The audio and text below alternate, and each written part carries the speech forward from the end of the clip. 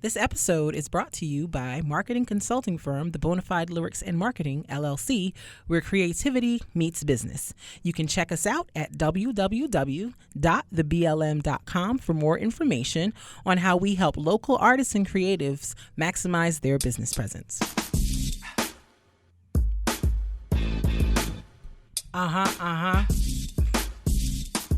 Yeah, boy. Yeah.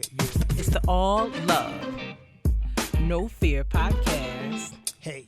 It's the All Love, No Fear podcast. Check us out. It's the All Love, Oh, No Fear podcast. All Love, Oh, No Fear podcast. Hey.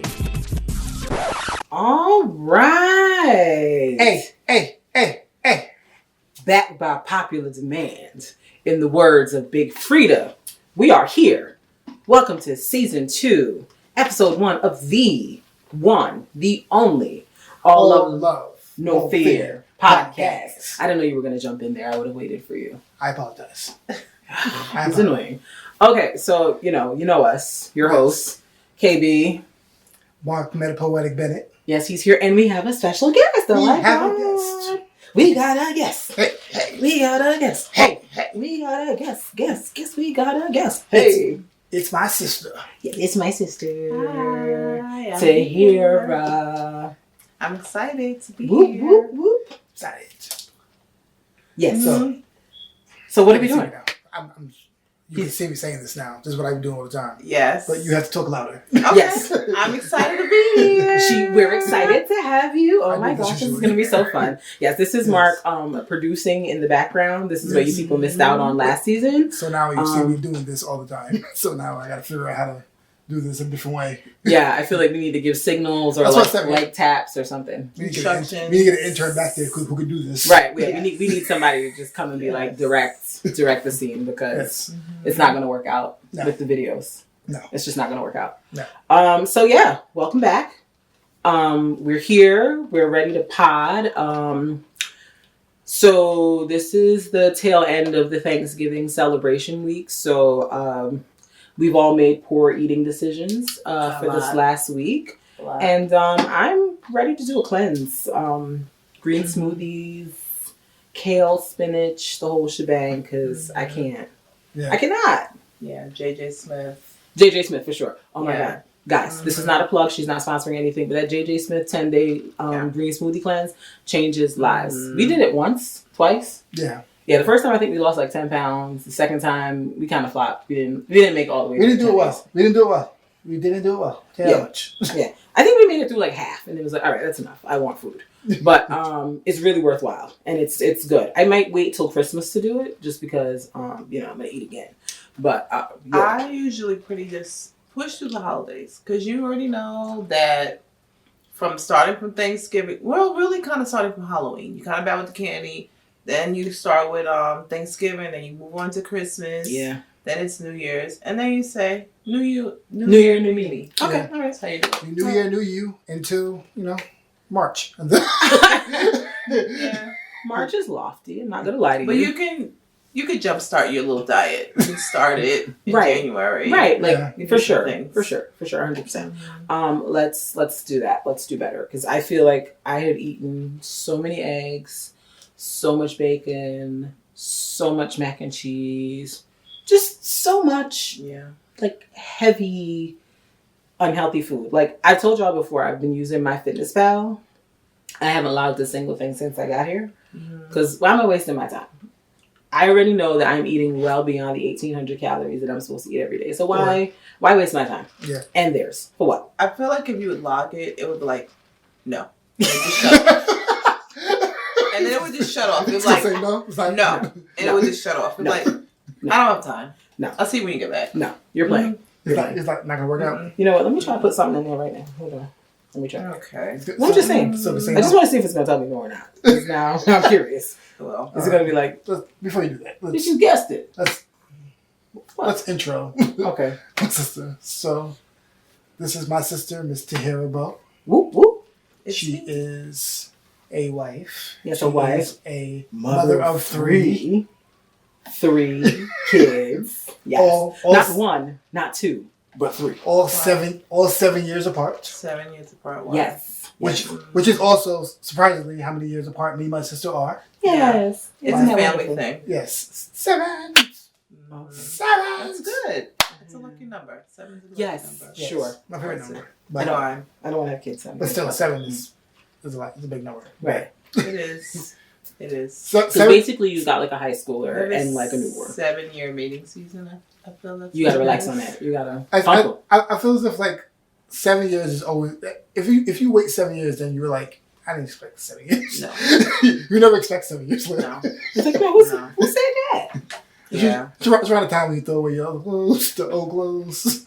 Yeah. Like I remember when you called us and you were like, "Yeah, so I'm having another baby." I was like, Yeah. Like I was happy for you, but I was also like, You took off for number 3? Yeah. Like I was happy. I was like, "Oh my god, yay!" But then I was like, Number 3. Because I was thinking about how old your older 2 kids are, and I was just like, She's starting over. Yeah. Number 3 was a surprise, wonderful surprise, but a surprise. Yeah.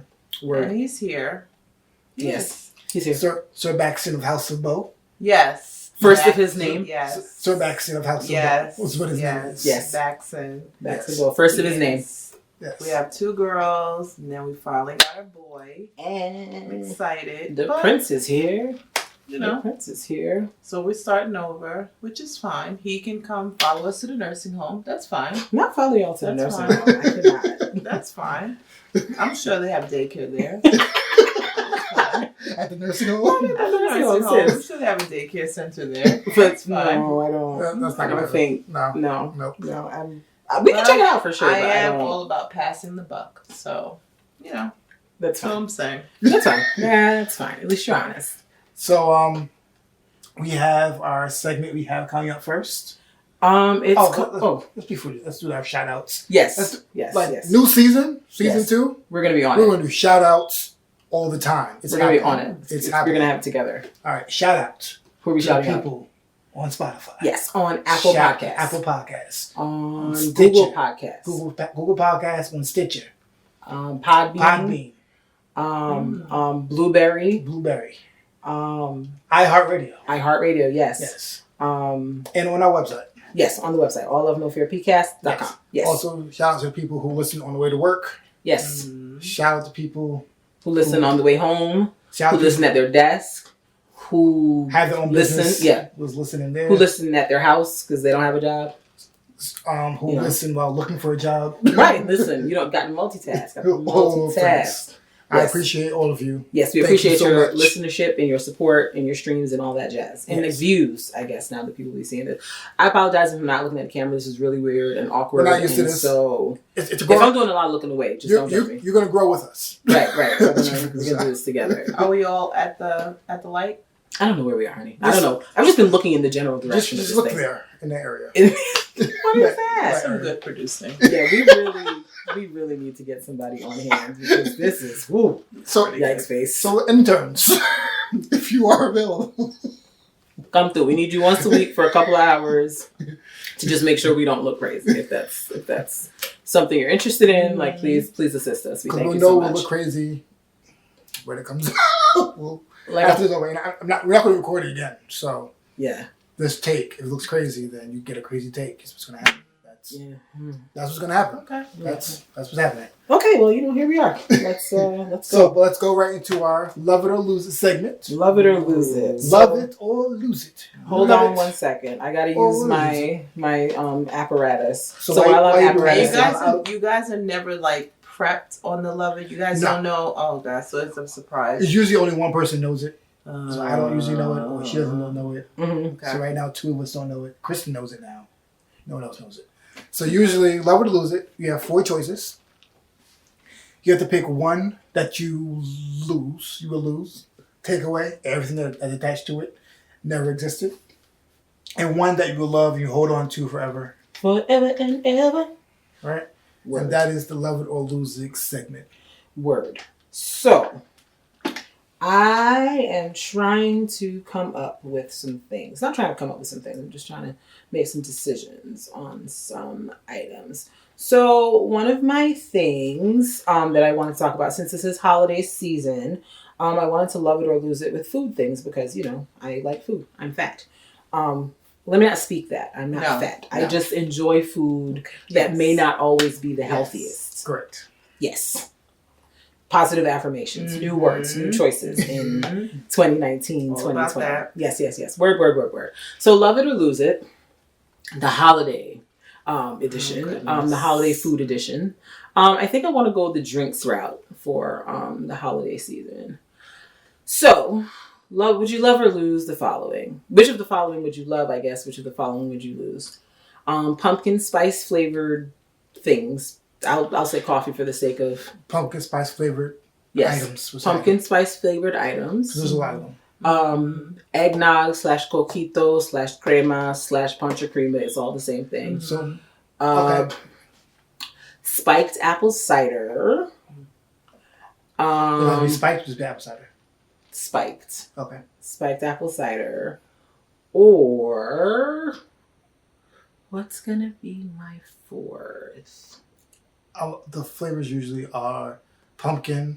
I would say cranberry is probably on the options. Yeah.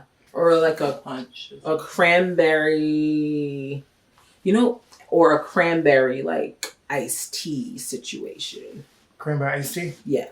So cranberry iced tea, eggnog, pumpkin spice, or...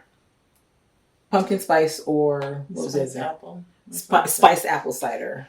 Yes. Okay. So of those four, which would you absolutely love, would drink forever and ever, and which would you lose? I already know my lose. Yeah, I already know you lose also. Because we know each other. The guest always goes first. Yes. You go first.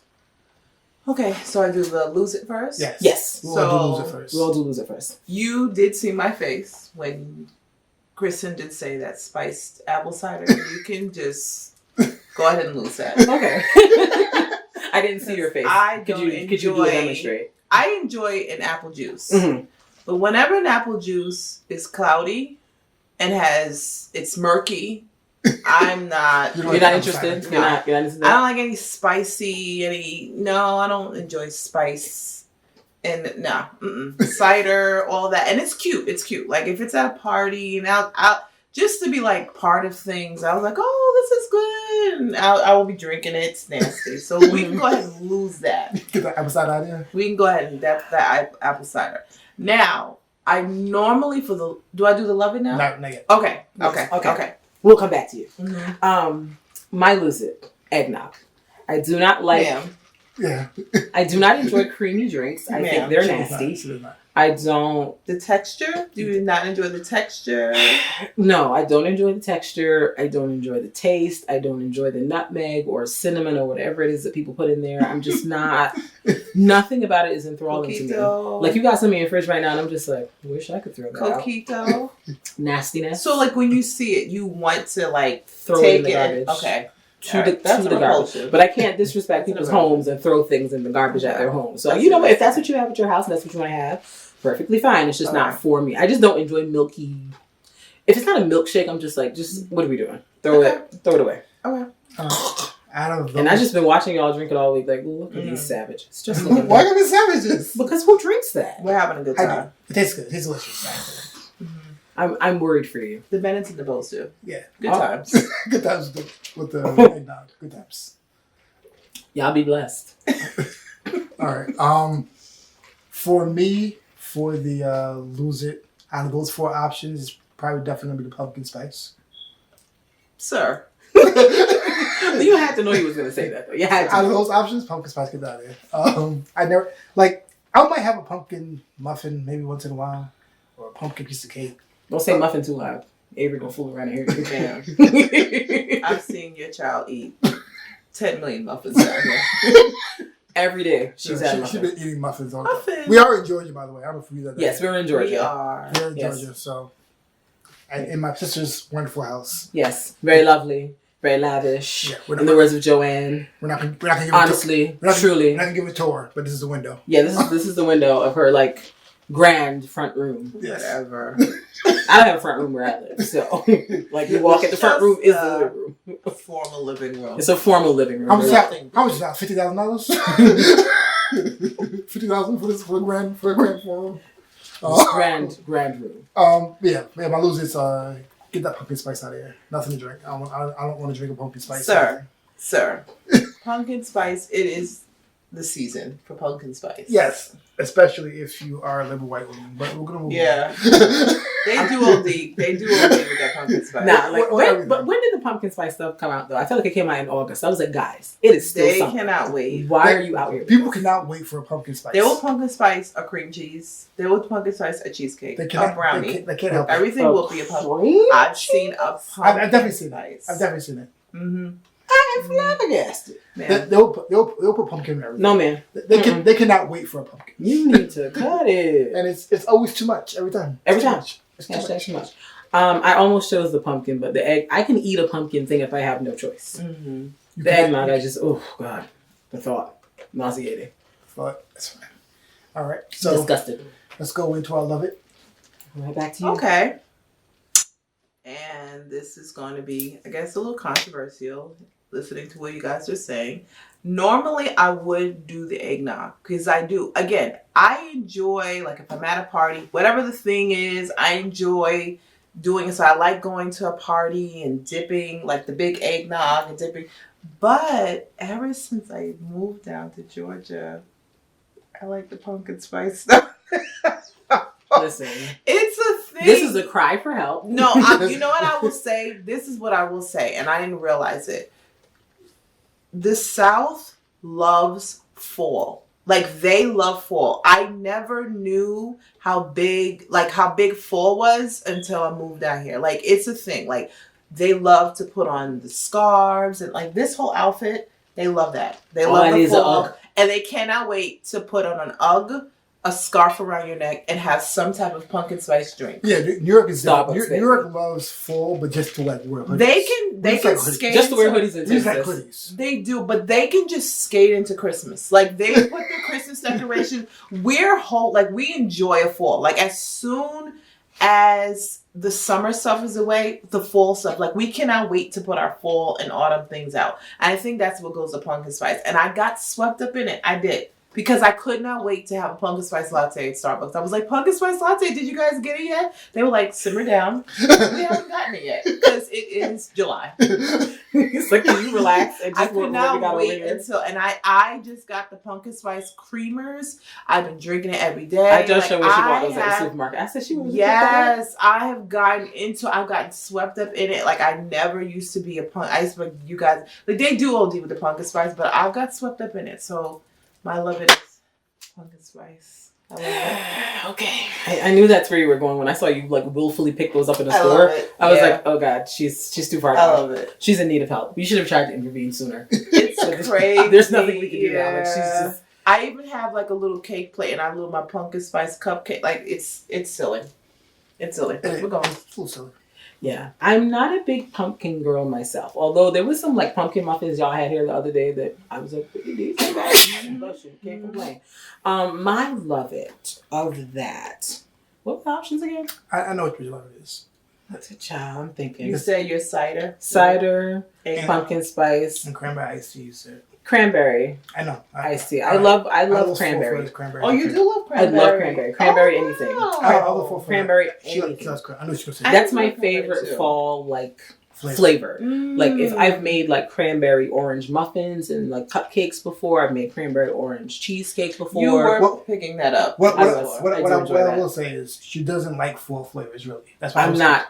Like I'm not nutmeg, cinnamon, pumpkin. All of that damn nastiness. That is true. Okay. But you enjoy a cranberry. I do enjoy a cranberry. Do you like cranberry sauce? Yes. Didn't you see me on Thanksgiving? I was like, oh man, now, some of that. Do you enjoy the cranberry sauce with the actual cranberries in it or the jelly?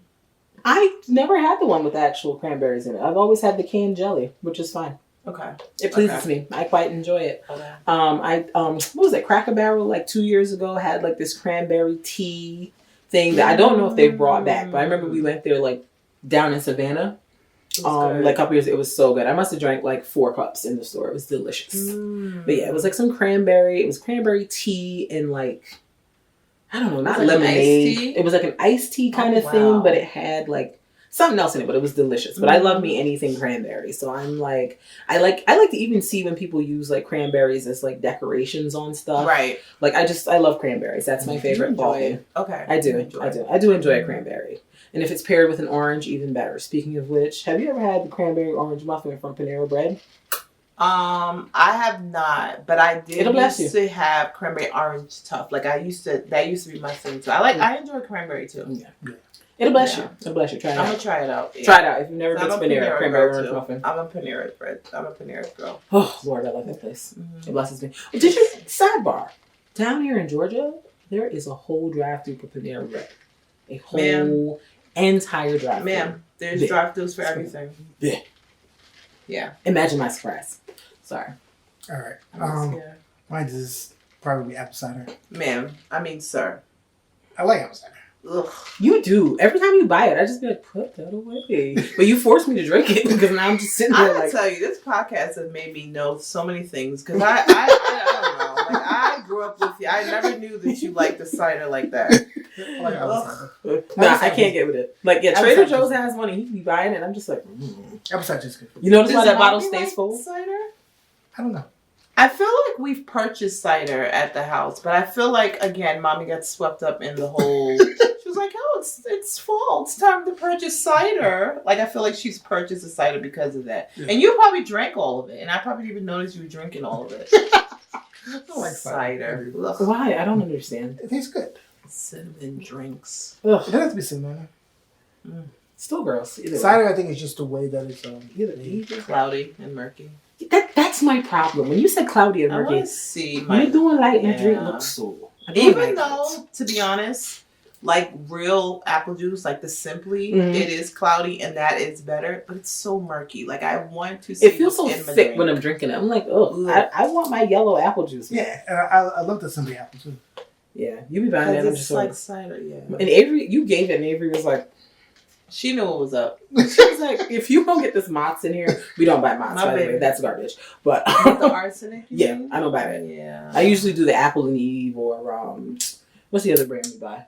There's a round, what is it? The Schwit, I don't know. It looks like a ball. Mm-hmm. And that's supposed to be like a really good, like arsenic free. Okay. Apple juice. But the Mott's, if you ever open the Mott's, you can smell it. You already know.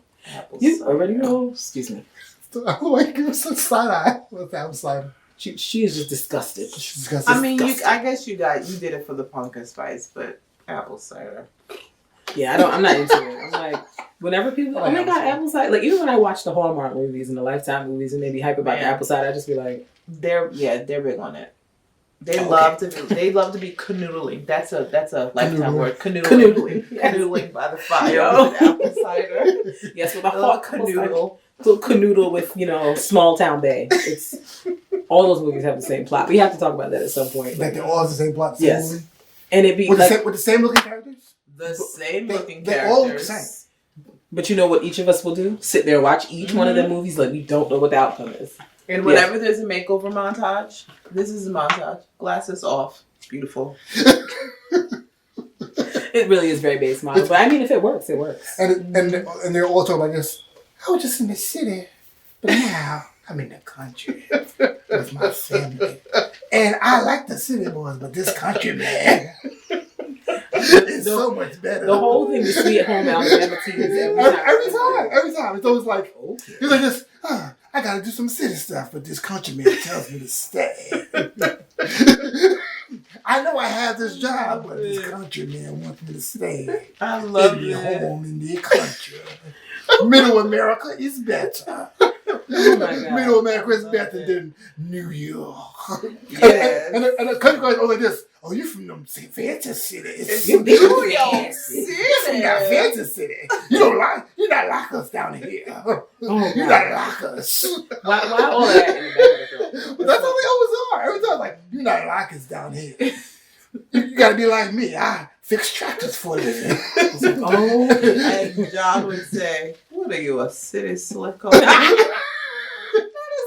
that's how they always act. Like this, I fix a tractor for life, and I have a 7-bedroom house. 7-bedroom house. And every time I watch the movies, I'll be like, "Girl, don't give it that man. Don't do it. Yeah. Just going back to where we from. Just go do that. But every time, because there's a formula, the girl gets with the country guy and they look happy after. Every time, and stay back in the middle. She's got things to do back because she's always got a jerk boyfriend back in the city, and then she comes here and she's like, "I want some of that country living." There's always that one scene of I'm going back to New York and being like, and then her boss says something crazy. She's like, "I just want to go back." It's always that one scene of her going back, like this after this. I'm over down here. Go back home. Go to New York in her apartment. She's like, lonely. Yeah. Lonely. Walking around thinking of country. What's country man's name? Let's give him a name. Next scene. Tucker. Tucker. Tucker. Tucker's good. Tucker. And then next scene, back in Alabama. Oh yeah. It's like, sis, you don't have to do this. Like, no one. You can be better, but you're not. Whatever. That's all of Reese Witherspoon's movies. Is she not? I mean, where are the lies? Poster child. Can't find them. It's facts. It's facts. Facts, not fiction. Okay. Not sure how we got here, but this podcast is good for derail. And we're back. Okay. So that was our Love It or Lose It segment. Love it or lose it. Hey, love it. Or lose it. Love it. Love it or lose it. Hey, love it. Hey, or lose it. Hey. Is that the song? No, I know. Shimmy. We make it up every time. We make up a new one every time. Sounds good. I almost killed myself. Ooh, I got to get this thing off of here. All right. You ready for a topic? Yes, our topic. Yes. Introduce. So our topic for today, funny thing is before we started recording, the good sis and I were talking about this. So we wanted to talk about social media and how we've kind of shifted as a generation of millennials or whatever over the last couple of years and kind of what some of the reasons are that we've shifted. Part of what made me think about this was, I don't know if y'all saw, but Ray J and Princess Love were having some type of spat via social media. And, I'm a nosy bitch, so I'm going to tune in. If you're putting it out there, I'm going to watch. Mm-hmm. So basically, they went to New Jersey, lies. They went to Las Vegas for, the Soul Train Awards. He left and went somewhere. She put up on social media that he abandoned her. He put up another Insta Live saying he didn't abandon her. And then it's just a whole bunch of mess. And on this podcast before, we talked about, not involving other people in your business and blah, blah, blah, blah, blah. But I wanted to kind of look at it today from a different angle. So I'll start off by saying I got Facebook back when you had to go to college to go to Facebook. Mm. When you had to have a .edu to get on Facebook. Yeah. That was 05, I want to say. Yeah. It's about. And it was legit just people posting randomness. Yeah. And, we were so much freer about sharing pictures and our thoughts and stuff like that. And now I just feel as I've gotten older, I've been on Facebook almost 15 years. And I'm legit what? I don't even be on there. It takes, I can go months without posting something new on there. I'll go on and just be scrolling. And I don't really post much of anything. And so it got me to thinking, I guess, why are some people still so, invested in, sharing so much stuff on social media? And why are others of us just I get on here from time to time. I may post, I might not. I think it really just depends on what you're using it for. Okay. If you're doing it and you're not using it for any form of business, financial, anything gain, then I don't want you to do it. Okay. So your perspective is you need to be doing something of productive with it. Some people try to do things.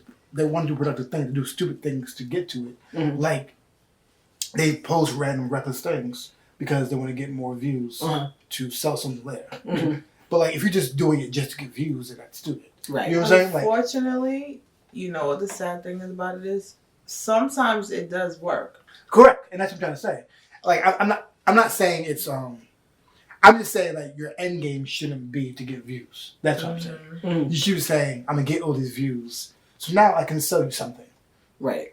So I don't agree with a lot of I don't agree with integrity in terms of that, in terms of just putting reckless stuff just to sell something. But I do understand that it has been an effective marketing tool for years. Yeah, it brings traffic. For music, for fashion. It's just been an effective marketing tool. So I understand it. Because we like this. But what I don't understand is you doing that for nothing. Right. Like you just been on socials, just posting it, and you just posting it. It's just like there's if you no post end regular game. stuff and there's no purpose behind it, then what are you doing? That's why. But unfortunately, it's an addiction. I get that Yeah, too. I think it's an addiction. I think there's people that are actually using social media for therapy. Instead of going to a therapist, you're just going to talk to faceless people and they're going to make them feel better. And I think it just goes on and they keep on doing it and they keep posting stuff and it just makes them feel better. Right. The problem is that people in general are very fickle. Yeah. Right? And also because people tend to talk more reckless behind screen. Ridiculous. Oh my God. In front of your face. Like, ridiculous. If it was a bunch of people just always there's so many internet gangsters, I can't even. If everybody came together and was talking in front of them, that's one thing. There would probably be a lot more encouragement going on. But people tend to, behind screens, just talk reckless. That's just what they do. Saying the wildest things. They say reckless, crazy things behind screen. They're like, hey, I'm just going to say what I want. Because like they say the first thing, they're like, consequences. They don't think too much about it. So they say how they feel. And then there's no filtering going on or anything like that, and they say things. And I think that's what the problem. And like you can't like look for validation from that. The big thing with Summer Walker right now, and Ari Lennox, and Summer Walker, they're both like they don't want to do music anymore. Like because they they don't want to like they just want to make music and go and say it. Like this is the first like someone said, but this is like the first generation where you can kind of like make music at home, not perform, and you can actually still be okay. Yeah. Because like it's a bunch of antisocial people. Like being antisocial is like the thing. Yeah. Like there's a lot of people, and that's one of the things I want to talk about too. Like the thing with social media is that a lot of the people that use social media, like you said, kind of addicted, like on a very consistent basis, don't actually have any real life social skills. No. They're actually awkward AF. Like their whole like social persona is what they're doing when they're typing on their computers or on their screens or whatever. And it's like, it's creepy. Yeah. It makes me concerned. It's like, you can do all of this interacting like behind like a screen, but like you can't do this in real life. Like real life is too hard. Yeah, which like I understand. Like I said, social media, I think it becomes their way of interacting. So I get it. But it's just, like I said, it's just, but when you're trying to get your validation from these other people who are just there, you're basing your views on some person like you're basing how much your value on that. It becomes a problem because you have fickle people, and that's what I'm trying to say. It does become a problem, but then there are people who aren't, just like you said, they aren't interacting with other people. There's so, like for instance, there's a possibility I could work from home. Let's say I work from home and I'm just home and I'm not going, the only time I go out is to go to the store. I have 3 children, I have a husband, and I'm interacting on social media. I don't see people. Correct. So I could be, if I'm not smart enough, or let me not say smart enough because I don't want to offend, but if I don't know enough to know and get caught up in that and get caught up in seeking that validation from people, these, again, faceless people. I mean, you know some of them, but do you really honestly know all the people that are your Instagram or Facebook friends? Like, do you know all these people? If that's actually them, or if this is some person just like making up a thing and you don't even know. Yep. I think then too, the reason why it keeps is like you start posting regular stuff and then you get a little reaction, and then I think they start posting more and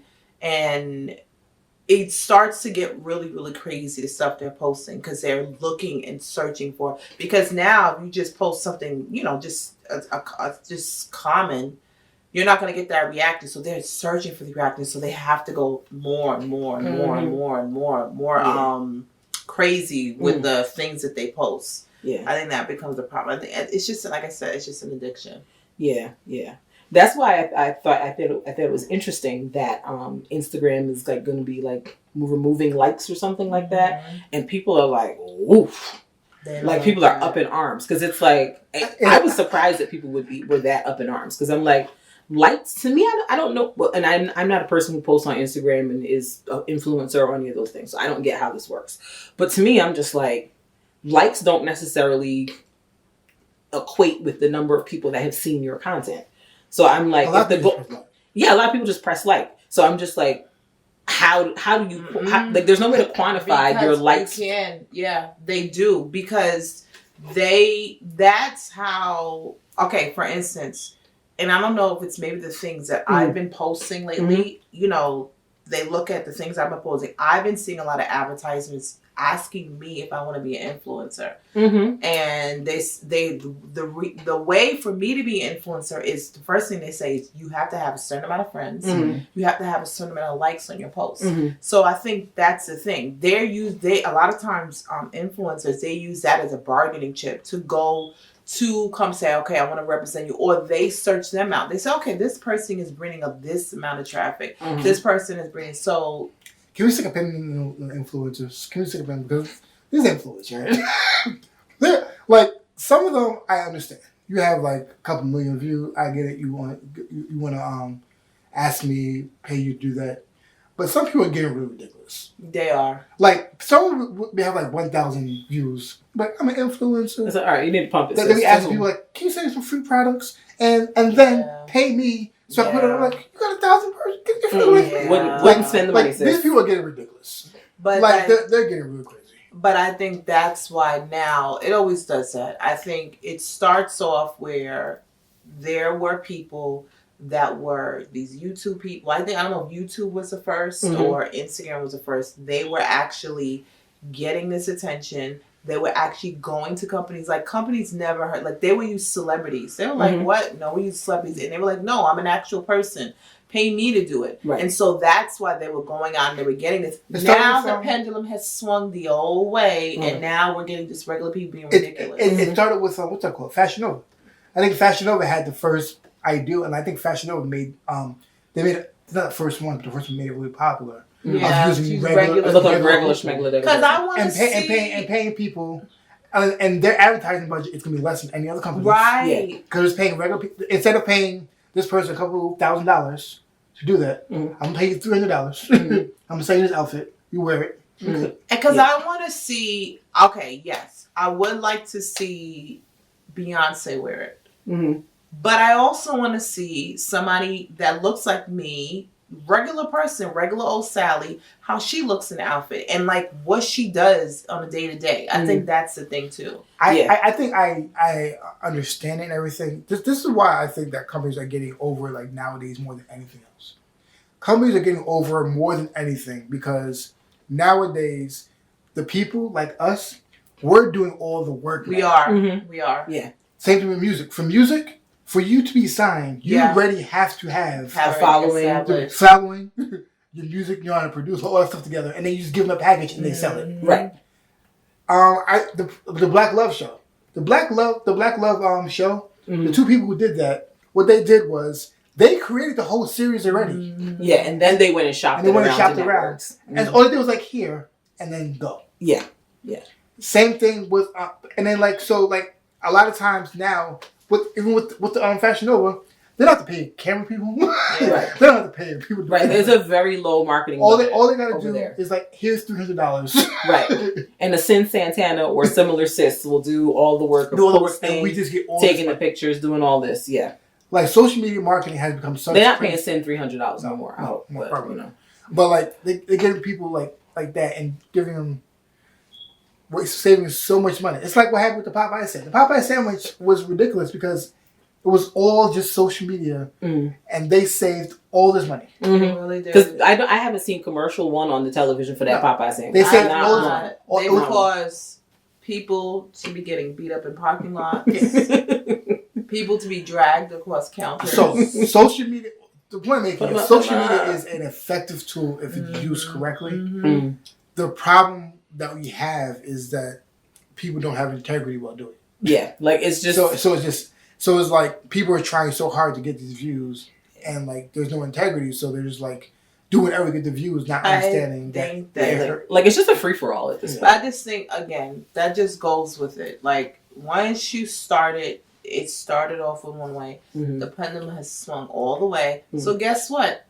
Do not think that Instagram is thinking. I'm thinking of all the people that have been hurt by the likes. No, they're going to figure out a way to monetize that. I'm sure. Somehow, they're going to figure out a way. There's going to be something completely different. So, I'm interested to see how Instagram is going to do it. Because no, they're trying to corner the market because you can see how many likes you have. Mm-hmm. You can't see how many likes someone else has. Right. So what they're doing is they're kind of cornering the market. So now it's harder for people to get companies to notice how many likes they have in their pictures. They can only go by how many people they are actually following them. So they can't go by likes anymore. So now you have to try and figure out another way. And that's which is why I said, I'm like, to me, I still felt like, okay, yeah, I have 1 million followers and I've got like 50,000 likes on a post, but that still doesn't mean that only 50,000 people saw that post and engaged with it. Who knows how many other people engaged as a result of whatever I posted. So to me, I'm just kind of like... It's a numbers thing. Yeah. Yeah. And the reason why... And no matter how much you think you're getting paid for everything, you're getting underpaid. Right. Because and the reason why, because people don't understand the value of data. Right. People don't understand the value of how much data you... Who's that? With the one of the... There's like 1 million presidential candidates running, but I think Andrew Yang was saying something like, yeah, people should get paid for the amount of data and content that they give these like social media platforms. And I only realized that... I realized a few years ago when I started getting into understanding Google Analytics. Right. Because Google Analytics... That's the whole thing. Google Analytics, just from going to visiting my website, I know what your likes are, what kind of websites you go to, your gender, where you're from, what I know everything you do just from coming to my website, which Google is like Analytics. Amazing. So all that data will be helpful to me, and that comes to my website. So like, all right, let me just gear whatever I have on my website to the visit on my website. That's the reason why I think people that want to have a business, I think that's the main thing. Find out who your target market is. Because I think so many people, and then also you might change it because you might think that your target market is one thing, and then you're finding out that certain other people are visiting your site, and you're like, you know what, maybe my target market is nothing. My target market is actually something different. Exactly. But I think some people, like, they go, oh, I sell t-shirts. And then they're just marketing into everybody they know. And they're understanding like why they're not getting sales. Yeah, because you're marketing into your sister and your neighbors and all. That's not your target market. Your target market might be summer camps. Exactly. It might be summer camps. You don't know who it is. So that's very, very like knowing, just like you said that, and knowing like what to do. Yeah. That's very, very important. Yeah, so data is so crazy. And it comes to everything. Like, same thing with the streaming thing. They make the joke all the time on Joe Budden thing, like, what's the value of a stream? But the reality is, wherever the value of a stream you think it is, it's definitely more than that. Because I think it was like a couple thousand streams for every one, technically for one record. Which is kind of ridiculous. Yeah. Because they made that number out of nowhere. Right. Yeah. Like, how did you arrive at that number? It's not a real number. Like, but how much that is, because like they understand that getting your data, signing you up for Spotify, signing you up for Tidal, gets your information. Right. So now I can market you for other things. So that value is more than you think it is. Because like you going to the service, you sign up for Apple, you sign up for Tidal, Spotify. That's getting a lot more money than one stream will ever cost. Because they have your information. Right. Right. So, which is what leads me back to like what I started off with in regards to how our use of social media has shifted. And I wonder, like, now that we know that our data is being like mined this way, and we know now why these random, as if I search for Uggs right now, 3 minutes from now when I go on Instagram, there's going to be like 1 million ads for Uggs. Like, do we feel like that kind of influences like how we post or don't post now that we know this? Because I feel like when we first got social media, like we were just posting pictures of our families, our kids, and now it's just kind of like I know for myself, I post a lot less than I used to, and I feel like part of it for me is y'all be knowing too much, and I don't want to keep giving you all of this stuff to be, because now I'm like, yo, once I put this picture up, this is the property of Facebook or Instagram or whoever. I don't know where this picture is going. I don't know where this picture could end up one day. So like, there's a lot of things I just don't post. Like, I got mad stuff in my phone that people will never see. I mean, my phone's a Google phone, so maybe people at Google see it. But like, I just feel more wary about posting stuff now because I'm just like, nothing's private. I definitely agree with you about the companies watching it, Facebook watching it, and everything.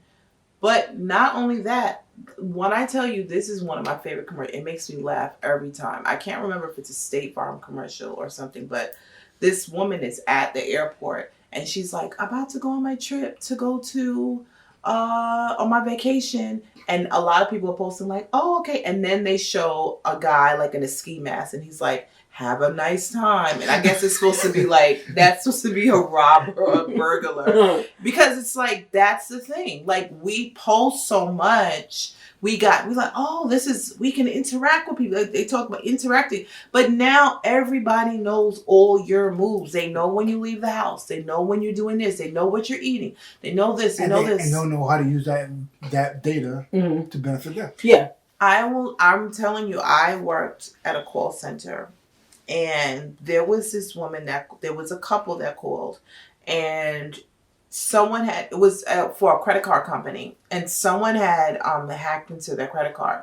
How they found out to crack into it is they went to the social media. The questions were, because to get into your account, you have to ask, like, you did, give certain things. You got to give your name, number, you got to give your address. You also have to, sometimes you have security questions. The way that we were to crack into it is because they said things like, what is the name of your dog? Well, if you go to social media, you can see that your dog's name is Rufus.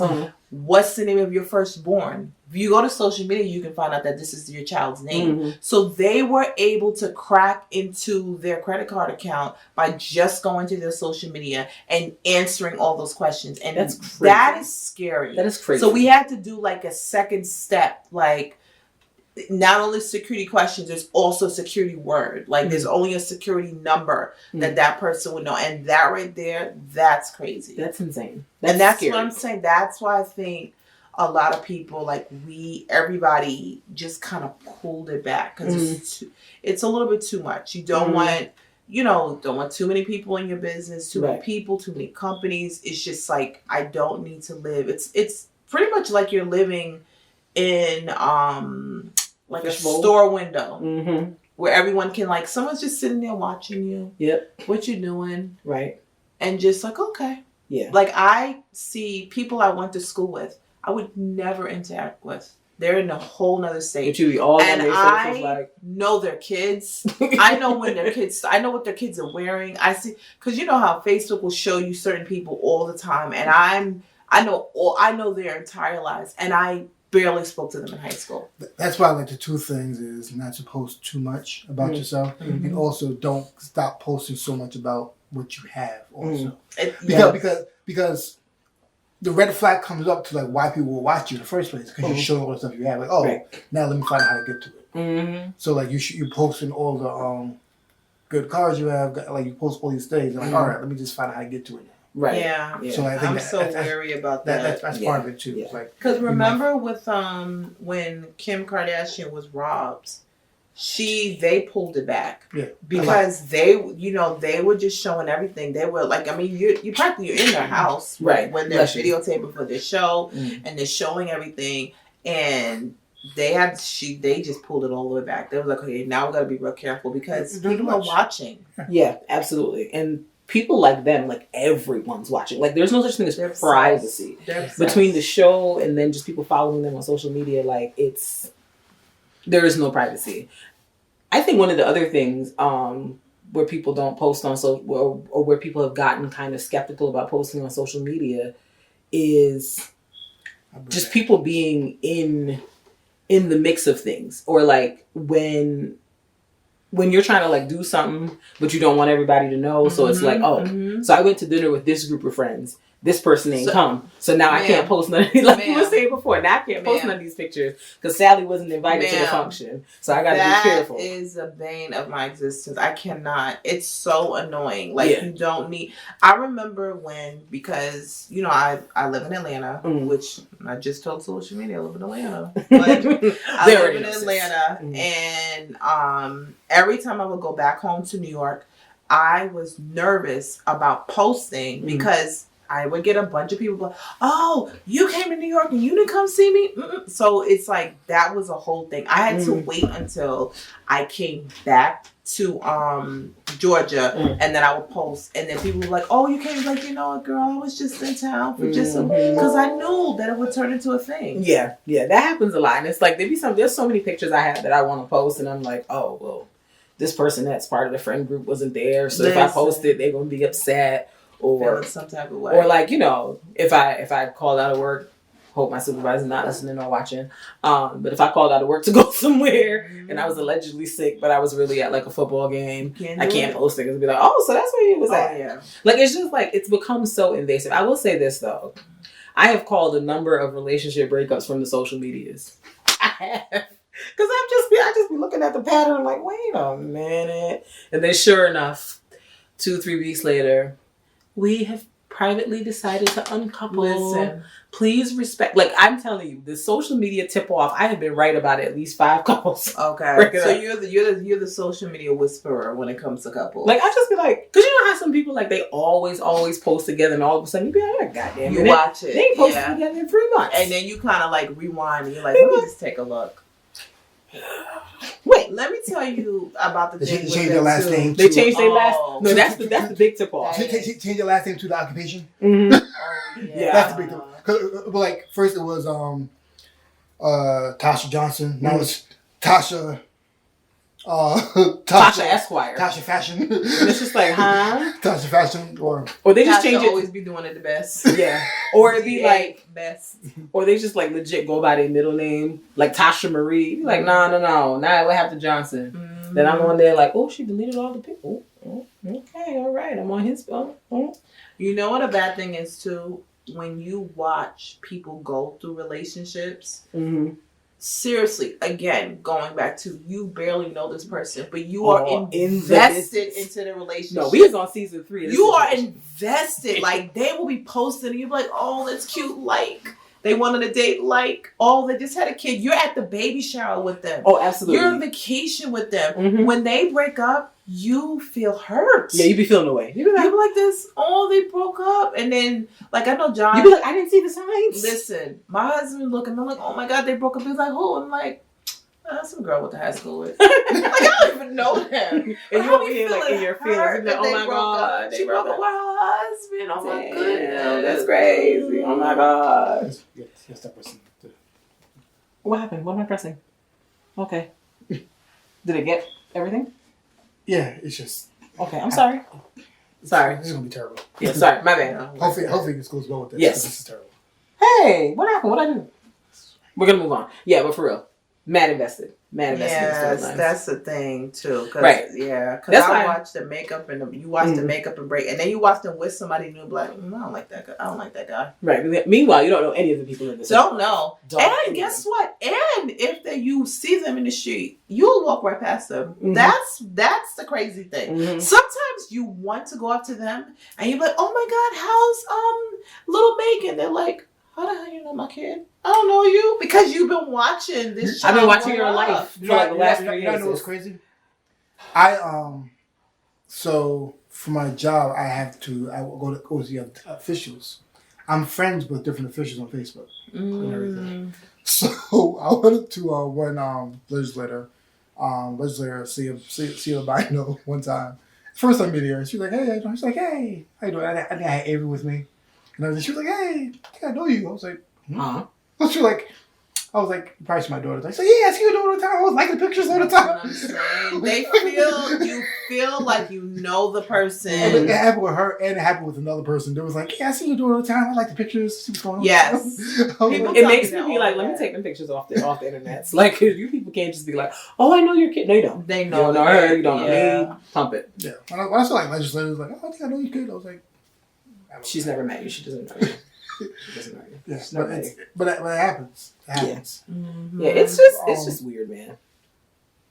The thing is, the main thing is that they have studied all of this. Yeah. Uh-huh. They know how to promote, like that whole thing with what's the game that all the kids are playing? I sound real old saying that, but there's a lot of them.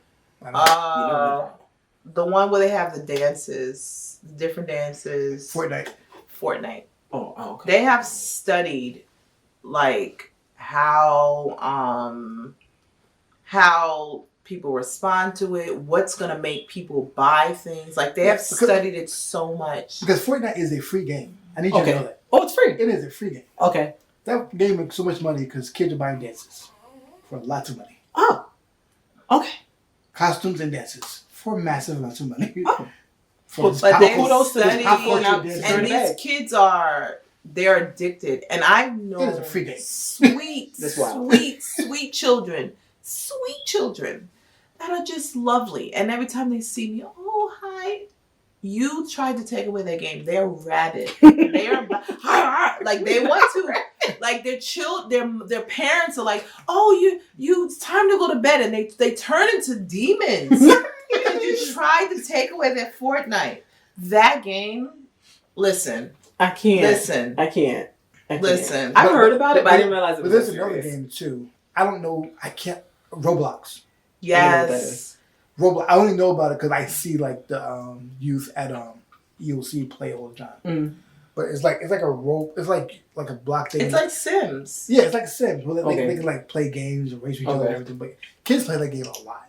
Ask me how I know that. I know about Roblox because no. Let's be clear. Ring does not know how to play Roblox because we do not have a computer game for her to play. We don't. Ring watches people play Roblox on YouTube because that is a thing as well. Yes, kids watching kids play on YouTube. Watching children play Roblox. Let's get this. Understand this. They had a the person on Fortnite, the person he won a championship. He gets paid about $5 million a year. Like it's on ESPN now. It's esports. Oh. It's a legit. It's serious. It's okay. Like people, like they have courses now. The changed. Now they have leagues in high school, and they have scholarships, and they have everything for video games for people to play video games and get scholarships that way to play video games because they want. And they have like trainers come to the house and train their child how to play it. So people are paying trainers to come train their child to play it so they can make money. This is the part. This is what I'm saying. This is the part of the podcast. We don't understand. This is the part of the podcast where you guys are millennials. I'm gonna cuss. What's that? What's it in between? No, what's it in between? What are you, Gen X? You're Gen X. I'm a Gen X, but I'm gonna play the part of a boomer. Come on, boomer. Why don't those kids get a job? They don't get a real job.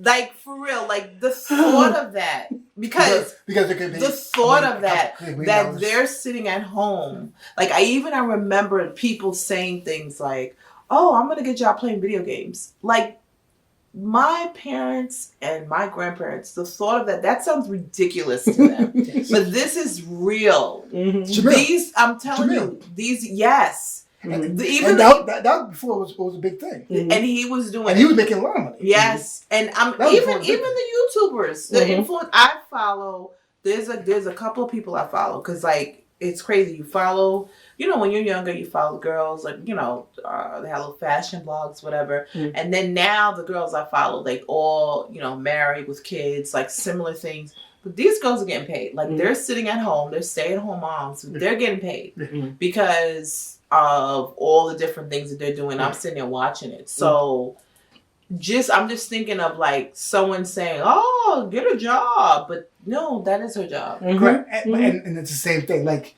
they have, I can't think of what the game, but there's a streaming service specifically for games. People go in there and watch it. And people literally just give them money. It's a literal that's crazy. Send donations. So here's the thing. Money. So I really have to reevaluate my life and figure out where I made the wrong turn because clearly there's money to be made out here and I'm wasting my time. Money. And I'm playing around. And they're just playing games and people just watching. So what is a little streaming service? Let me get on there and see if I can figure this out. It only works if you're either very good or you're just playing games. Right. You got a PS4 at the house. You can teach me. We can figure this out. The thing is, just like you said, you got to be good at it. And that's the reason why that little sunshine, my middle child, Rainbow, wants to do her little YouTube video. we shall maybe be doing a YouTube. Listen, She will be reviewing toys because Ryan is getting all the coins. and You know about Ryan? Avery's probably school. You guys have a baby, so you guys don't know. Like, this was a boy that he reviews toys, and it's so funny that I have been thinking about that because I would see Rain watching kids play with toys. It would be ridiculous. Like, she playing with, like, you would used to type in, I can't remember the name of the little, the Baby Alive, and watch them play with toys. So Ryan was one of them who used to review toys. And now, like, he's making a lot of money. Yeah. Just from reviewing toys. I always have ideas for certain things, but, like, I don't want, like, I see things and I'm like, someone does, like, I had an idea before it was born, but it was born and someone already did it. Like, the cross. I want to do that before he did that, but he already did it. I can't. Well, like, because it's him and his daughter. Like, I want to do something, but like, you can still do it. I know, but I don't like. There are people out here making money. You would just have to find. I gotta find different your niche because like, I'm like, me and Tahira are the same in terms of, like, even though we could do the same thing and do it, I just feel crazy copying somebody else. Yeah. So, like, what I was thinking about is there's not a lot of brown. I haven't seen a lot of. It's a black man. No. What I'm saying, I haven't seen a lot of brown girls playing with toys that are geared towards brown girls. Gotcha. And I was thinking that because that's the thing too. That might work. Because you want to follow somebody that looks like you, right? But that, like I told you, and again, this boy Ryan, I'm sure he has purchased a whole house for his parents. Like, they're living on his setup. He's living his best life. Listen, that's what I'm saying. Like, I think people have to think of and marketing. Marketing to kids sounds crazy. But that's how you make all the money. Listen, because kids watch things over and over and over again. I think, like, Avery has watched that Baby Shark video easily 100 times because of how many views that Baby Shark video has. I think the people who made that Baby Shark pink phone, they make about $3 million a month. Not even that. Like, once you have so many views, that's when you start having commercial breaks. Mm-hmm. And if you sit and watch that whole entire commercial, they've made their little bit of money. Mm-hmm. It's facts. So we need to get on YouTube, guys, and get views. Yeah, it's going down. Views. That's what this is. Sponsorships, monies. Mm-hmm. Gang. Mm-hmm. Yeah, do you guys have any other thoughts about this social media? I'm very interested to see how it's going to go. Because, like I said, there's been a shift. Just like you've noticed, there's been a shift where we're posting less. But I'm sure they're going to find something new. Because another thing I'm tired of, I'm shutting down my Facebook account. I don't need the announcement. Just close it down, sis. Like, me just don't care. You could just go ahead and just close it down. Mm-hmm. Or, like, you're in a Facebook group. Ooh, the Facebook groups. I cannot. I just cannot. I'm like, yo, I'm not part of y'all groups, smaller groups with those crazy people. Well, I will say this. That's a shift, too. Because I don't feel like that was there in the beginning, too, where you're finding like-minded people. And you find, like, okay, for instance, I just had a baby. I have a newborn baby. So, of course, I'm joining new mom groups. And then I'm nursing. So, I'm joining breastfeeding groups. And right now, we're co-sleeping. So, I'm joining co-sleeping groups. Let me tell you something. Those chicks cray. I'm in a breastfeeding group, so I'm... Screenshot that bad boy all the time, and I'm just like, I have screenshots are the best thing to ever happen to us. And I'm like, I cannot. Like, the stuff they post, and you just realize how everyone thinks so different. Even though that's what combines us, but you kind of also see, like, I'm seeing the same type of stuff along the groups, and that's interesting to kind of see, like, how everybody's moving and like what they're thinking, and that's a new thing too. Yeah. I see social media is being used for. Yeah. Like, I think. Oh, that's why we keep looking this way because Dax is over here to make sure he's okay. Yeah. So just in case you're wondering why we keep looking that way, that's why. Yeah. I think the other thing with social media that's been very interesting, like, just to piggyback off what you said, it's really illuminated like how people think. Because I think when first social media first kind of started, like people were just kind of posting fun things and posting like really, like mundane, like irrelevant things. But I've noticed over the last couple of years, just seeing people's like perspectives on like politics and on religion and on a lot of topics is really just interesting. It's like people really think this way. Like I feel like in some ways it's backseat. In some ways it's opened up our like minds in a lot of ways, but in some ways it's kind of made it like you really be judging people real harsh. Yeah. When you see the type of stuff that people post, you be like, the stuff that people post like about like political stuff, you just be like, yo, I don't feel like I can talk to you anymore because you might be on one. You might be crazy. Based on some of the stuff I've seen people post. It's like you also realize how like not sensical some people are. Oh yeah. It's like, yo, you are dumb. You are really dumb. And I quite enjoy it, but I just feel like it's giving me a perspective on people and things sometimes that I wish I never had. But I think also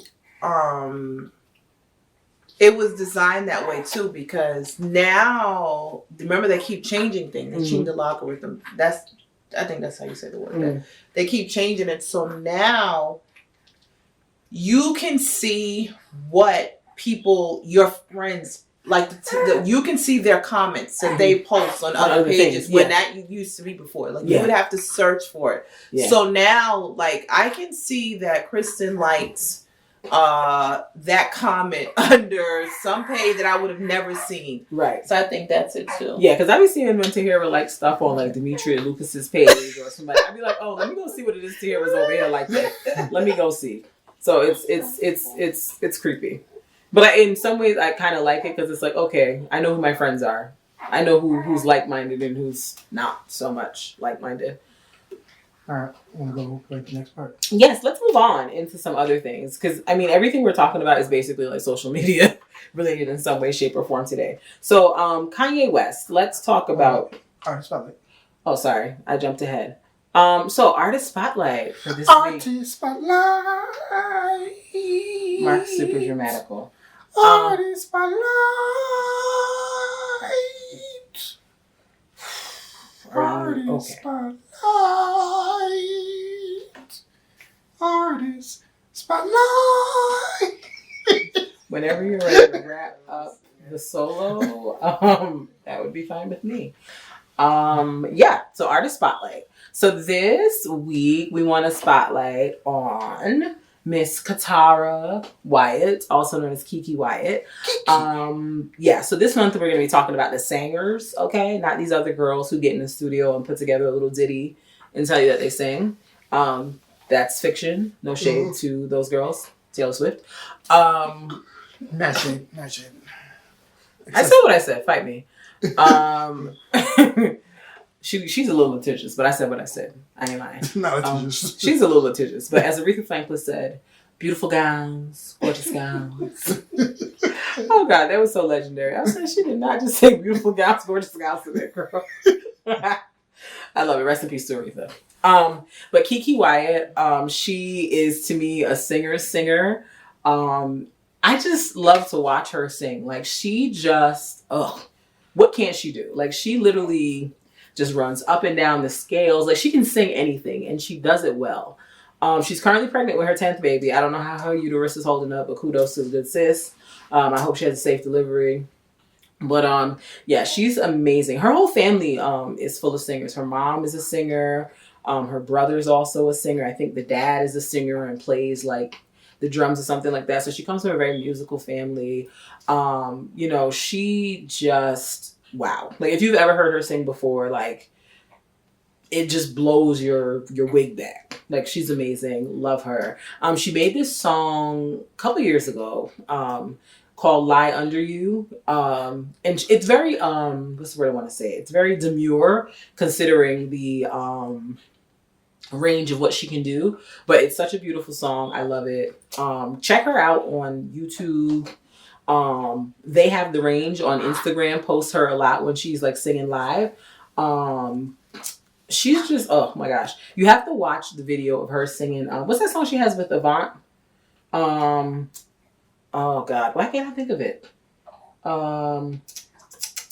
It's escaping me, but y'all know what it is. Y'all know what I'm talking about. When she sings it live, like the way she just does the runs, gives me life. So, are we gonna play it? Yeah. Okay, cool. So without further ado, here is Keke Wyatt, "Lie Under You." Beautiful song.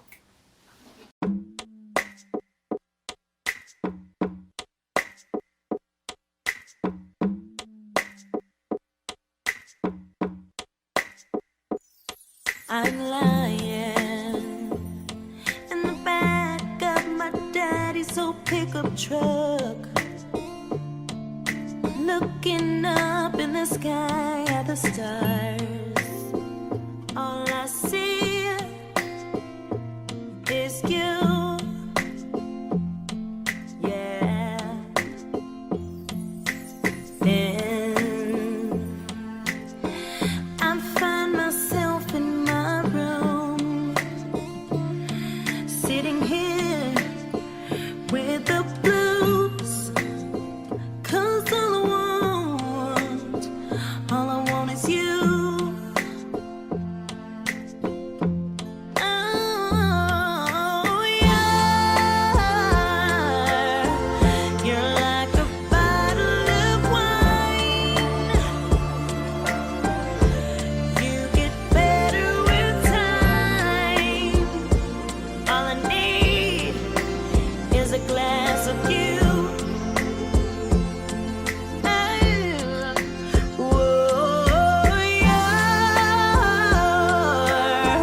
You're like a ray of sunshine, and in no time, all I wanna do is lie under you.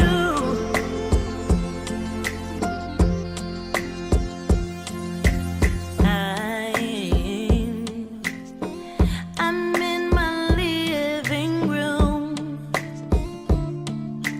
talking to my mama, and all I can do is think of you.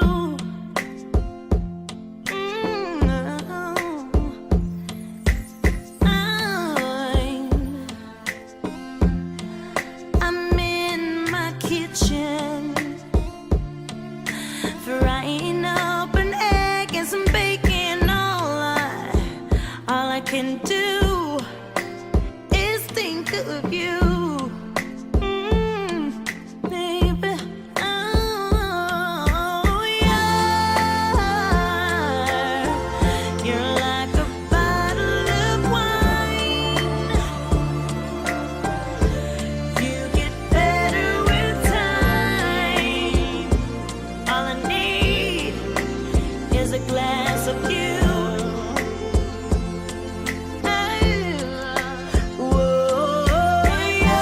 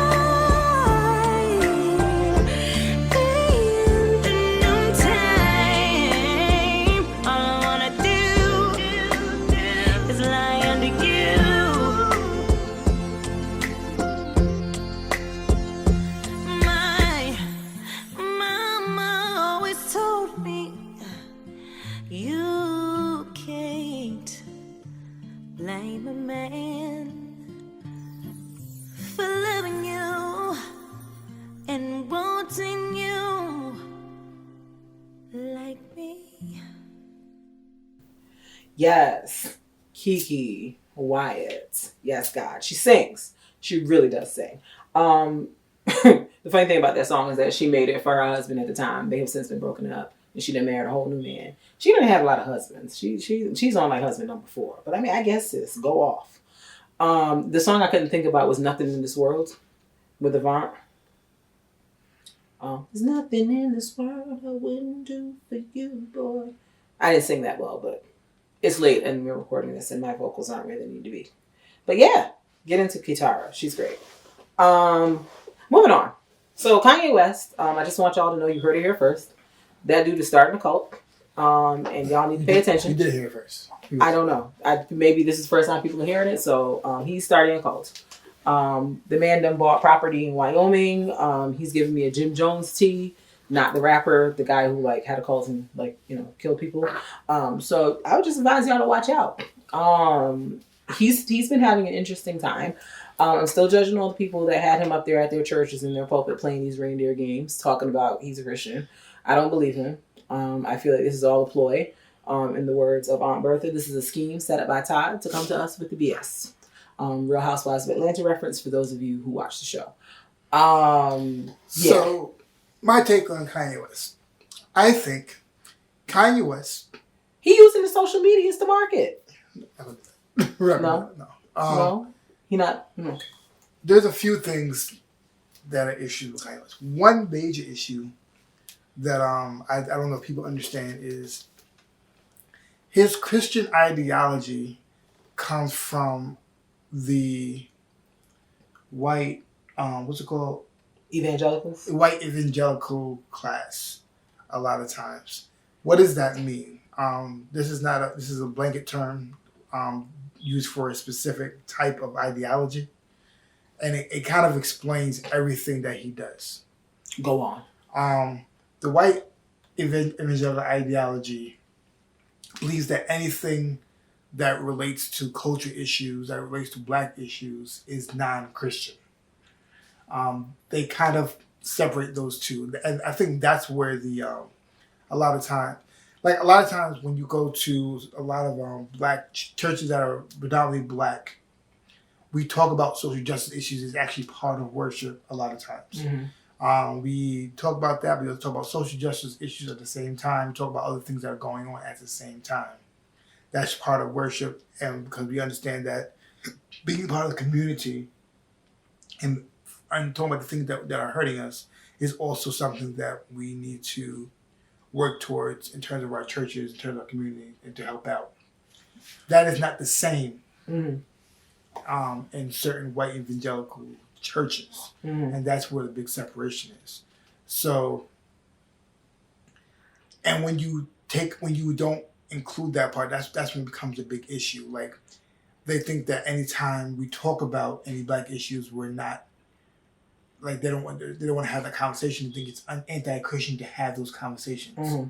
I don't know if anybody has seen, like, a lot of times, like, anytime there's a social justice, a movie about issues or a movement, they'll have Christians against Black Lives Matter. It was Christians against Black Panther. It was Christians the movie, against, fictional.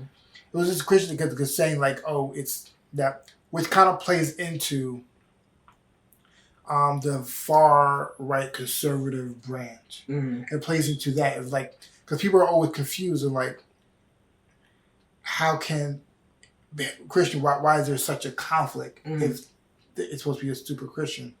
If you think about it in terms of Christian, yes, there's a lot alike in terms of, I guess, our love for Christ. But their issue and the disregard for the issues that my black body goes through is where always the concern would be. Right. Kanye West, it seems like where he gets his ideology for Christianity is from that same mindset. Right. If you also notice, anytime he talks about a person that he looks up to, it was always a white person. It's always a rich white person. It's always that way. It has always been that way. He doesn't talk about any rich black people in terms of who he idealizes. You mean idealizes? I think always. Always. Idolizes? Is that? Idolizes. Idolizes, yes. Yes. It's always been that way. He's always talked about Bill Gates. He's always talked about Elon Musk. He's always talked about those people. Even when the fascists, they were talking about the white brands. Mm-hmm. He's always done that. So he could have been a Virgil out here, but he was playing. The only person he doesn't do that with when he was with Jay-Z, but now he's Right. like that's the only person. But that's only because he want to put him on. But he's always been that way. He has never looked up to black, prosperous black people. Mm-hmm. Has never been. So his mindset has always been that way. Mm-hmm. So if you think about it in terms of that context, it seems that he's been consistent in that mindset. Mm-hmm. Yeah, because that whole slavery was a choice. Next time they throw the nets, like run away, like those types of statements are not. It's very consistent with black Christianity, but it's very consistent with that ideology. So I think I believe that mindset goes hand in hand with all of it. Mm-hmm. The mindset of how he feels about everything, and I think his ideology goes and how he thinks about things goes hand in hand with how Trump is too. So it makes sense, and it all makes sense. It makes sense why he likes Trump. It makes sense in everything because they feel the same way. Right. I think it's just a whole nother Christianity. Like I've never because no, I think it is too. But for instance, the Nazis will call themselves Christians. Yeah. Right. They always said that during World War II, there was a time, I guess, during Christmas, where like you have the Americans and Nazis celebrate Christmas together because they were both Christians and everything at the time. It was like a break in war and everything. Everyone was saying like, oh, it was a time they can come together and everything. But the issue that people don't understand is like Keke Ku Klux Klan. It's WASP, WASP. White Anglo-Saxon Protestant. It's always been they've always put Christianity as goes hand in hand with it. There's always been Christian values that go hand in hand with it. Child, that's why Christianity need a PR team because it looks wild. Well, so I think they've always taken that, and like so.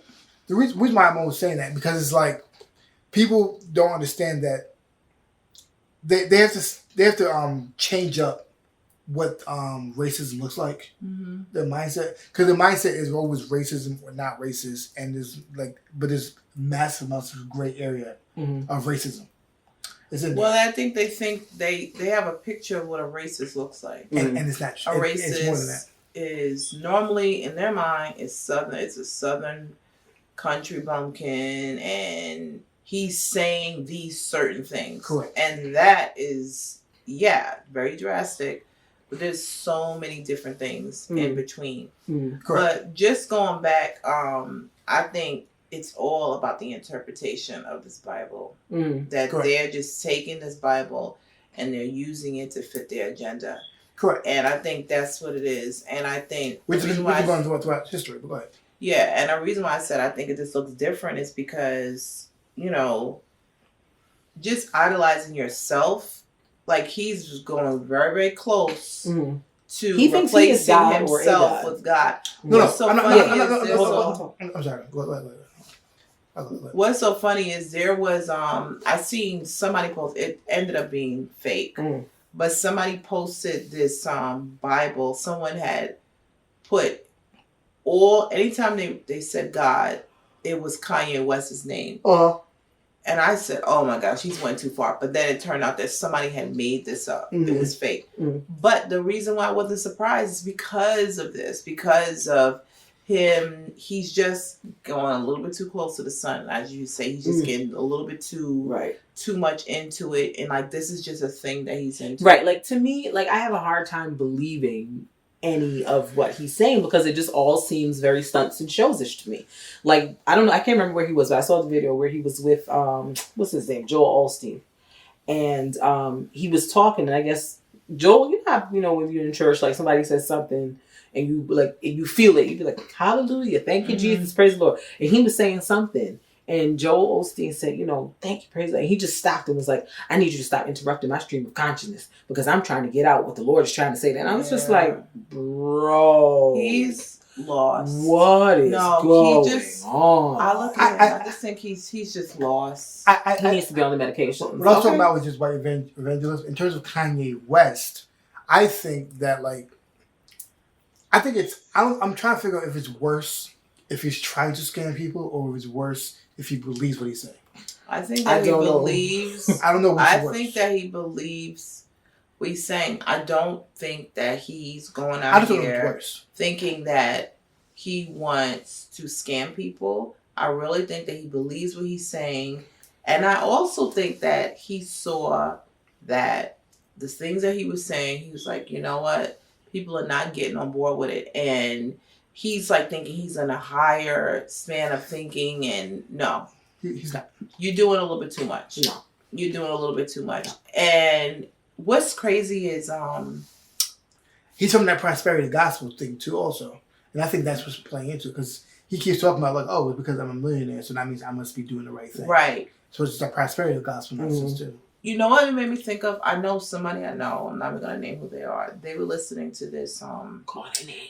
No, they were listening to this video, and it was just like a meditation, a mantra, and it was like they would basically the person was saying any adversity, like anything that's happened to you, forget about it. Like don't dwell in it. Keep it moving. If someone has wronged you, you just gotta keep it moving. You only gotta think it's positive. You gotta think, okay, why was I there, and move on, and just keep on going. And the reason why I thought of that is that you just get you basically don't put anybody on the hook for doing anything to you. Someone can call you the N-word and you don't even think about it. You just got to keep on moving. And to me, that's similar with the thinking that he's thinking of. Like, you don't look at any of the people that have wronged you. You don't. And on one hand, I understand that. Like, you're just thinking positive and you're just moving. But it's kind of selfish, because you're only thinking about yourself and your goals and you meeting your goals, but you're not thinking of all the other people that are also being affected by that.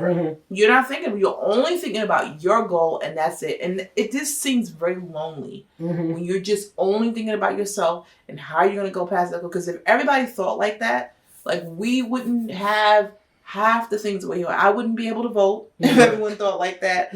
I would still be in chains if everyone thought like that. You know, someone had to go out there and actually think of and actually do the work. Because so that's the thing. I just think, and I say to myself, like, how are you a Christian? But I understand that there are people that they believe that they are Christians, and that's what they're doing. Correct. And that's what I'm saying. Like, I think it's whoever is in his ear is like contributing a lot to it.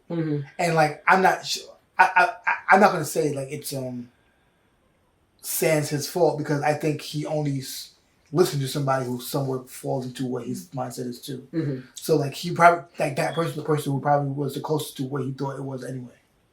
So he just listened to that person in the first place. So like, he probably already had thoughts like that were just confirmed with whatever they were saying. So I'm not going to say like they created all these everything, but they confirmed whatever he thought. He's had some stuff happen to him. He's had some stuff with his mom passing, with the mental stuff. And I think that he's been searching for something. And who knows, like, maybe some type of spiritual leader came at him and he tried to interpret it in a way that he could understand it. But he's going down a wrong path. He's going on a wrong path. And then also, that album wasn't that good. Also, the album wasn't that good. I'm never listening to that. Never in my life. Tidal needs to stop disrespecting me with trying to offer me his contact. Like, I'm legit about to get on Tidal and block them from giving me notifications about him. Because they just put out something. He just did an opera called Nebuchadnezzar. I said, no, thank you. I don't want it. Because like, think about it. This is what it was. People keep saying like, oh, I was like, it wasn't a good gospel album. And the gospel album, I've heard gospel albums are better. It wasn't a hip hop album. Because I've heard hip hop albums are better. It wasn't a good gospel hip hop album. Because I've heard gospel hip hop albums are better. In what way is it a good album? We don't need it. I can't gauge it against his own albums, because against his own albums, it's not that good either. So what am I gauging against it to say it's actually good? There's like, if you in every factor that if something I'm gauging against, it's not good. If I gauge it against himself, against other Christian albums, against other gospel albums, against other Christian hip hop albums, it's just not good. It's not good. It's not a good album. No, I don't want it. I don't want it. No matter how I gauge it, whatever I gauge it against, it's still not good. So I don't understand. But my biggest concern with him, in addition to just like the general craziness, everything you guys have said, the level of like that he's an influencer. Yeah. And the amount of influence he has. Yeah. And how powerful that is. And how many people are just kind of following behind whatever he's doing. It's just like, yo, at what point do you take responsibility? Yeah, because I'm just like, bro, you are actively leading people into some BS, in my opinion. Lead me not into temptation. That's it right there. I don't even think he even knows. And I really, really like. He upsets me.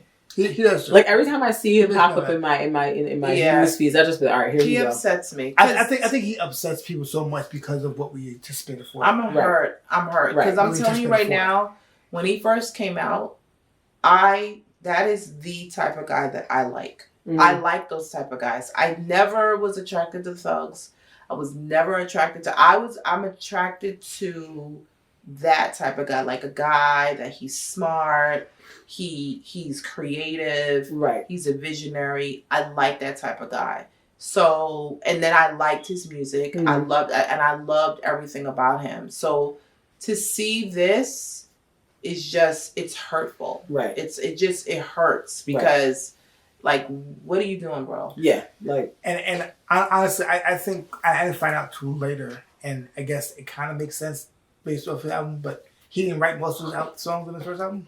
Oh really? I didn't know that. Okay. I didn't know he had that, but I do know that I was watching something that he has a whole team of guys, like rappers. Correct. Who writes? That write for him. Correct. Yeah, like there was like one guy that was even this album that he just released, he would say he was waiting for somebody to send him a verse, which like it's kind of, especially for the album that you're saying that it's about you, right? And it's about how you felt. So you're waiting for the to write the verse for you, so you can say, I'm like, sir, stop playing with me. Like I can't stop it. I can't rock with that. My husband was listening to, because he watches a lot of different like YouTube videos and hip hop and that. I mean, I'll listen to it in the background, but he was listening to one. There was this rapper, and I'm sure that rapper, like, he still believes in Kanye. I don't know if he's still writing for him, but he has put his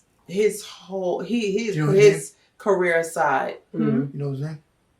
I don't remember. Was it Rhyme Fest? Was it Rhyme Fest?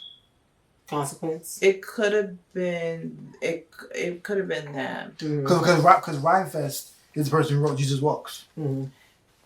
I don't remember. Yeah, because I remember. I know he had put his. I know that like. He honestly, if he could have gone on his own, he would have done better. But they're putting their careers aside to follow Kanye. Rhyme Fest and Consequence, and just do this, and they believe in him. Like they believe in him so much, and that's the thing. Like he's lost. Yeah, like the whole thing, upsetting. Everything he's doing creeps me out, and I'm like, we gotta pray, like to the real God, not to Kanye. For deliver, because I just see this going down the worst path. Yeah, and I hope that it will the brakes will be pumped in time before he really leads people. I mean, I can tell you where it started. I don't want to say it on camera, but it starts with a K. All right, well there it is. That's that on that. That's that on that. It's crazy. He's done all the things that he's like. That's why I said like it makes crazy sense that he didn't write the songs, because he did everything. He's doing everything he said he was talking about in his album. Absolutely, because again, with the K, you literally rapped about that, and then you went and got you one, and I said, "Well-la-di-da." That's what I said. I was like, but he didn't write it, so it's probably that's true. It's probably that's true. That right there. Okay. Yeah, he didn't write it, so it makes sense. Fix it, Jesus. So yes. We'll move on to Sir Colin. Yeah. Speaking of other K's, Colin Kaepernick. Mr. Colin Kaepernick. So, as you all know, Colin Kaepernick was low key, well, high key. Ousted from the NFL a couple years ago for kneeling in protest of police brutality happening. And, we had dragged Jay-Z as a people collectively and here at this podcast. Well, I dragged. Mark tried to pick up. Bae's husband. Yeah. Bae's husband. Bae's husband. This is Bae and J House. Yeah. By the way. That's fine. I'm going to be Hive. My husband. It's a J fan. That's fine. Maybe all day. Okay. Whatever. So B's husband, aka Jay-Z, had signed a deal with the NFL, and we were like, well, I personally was like, I don't know, Sean. It looks crazy. So yeah, Colin Kaepernick. Part of why I brought Jay-Z up, when he signed the deal, people were saying, oh, well, maybe he'll help Kaepernick get like an opportunity to work out or whatever. So I don't know if Jay-Z has confirmed that he was a part of this workout thing or not. He's not going to. If he was a part of it, we'll never know. Like, we don't know what happened in that elevator. We still want to know, sis. Tell us. You're not gonna find out. I know. I want to know. I mean, I have ideas, but I need somebody that was in that elevator to. Julius needs to write a tell-all book. But anyway. Solange laid them hands. Go on. Yeah, we got to talk about it one day. Somebody gonna tell us the true story. But anyway, so Colin Kaepernick had a workout a couple weeks ago.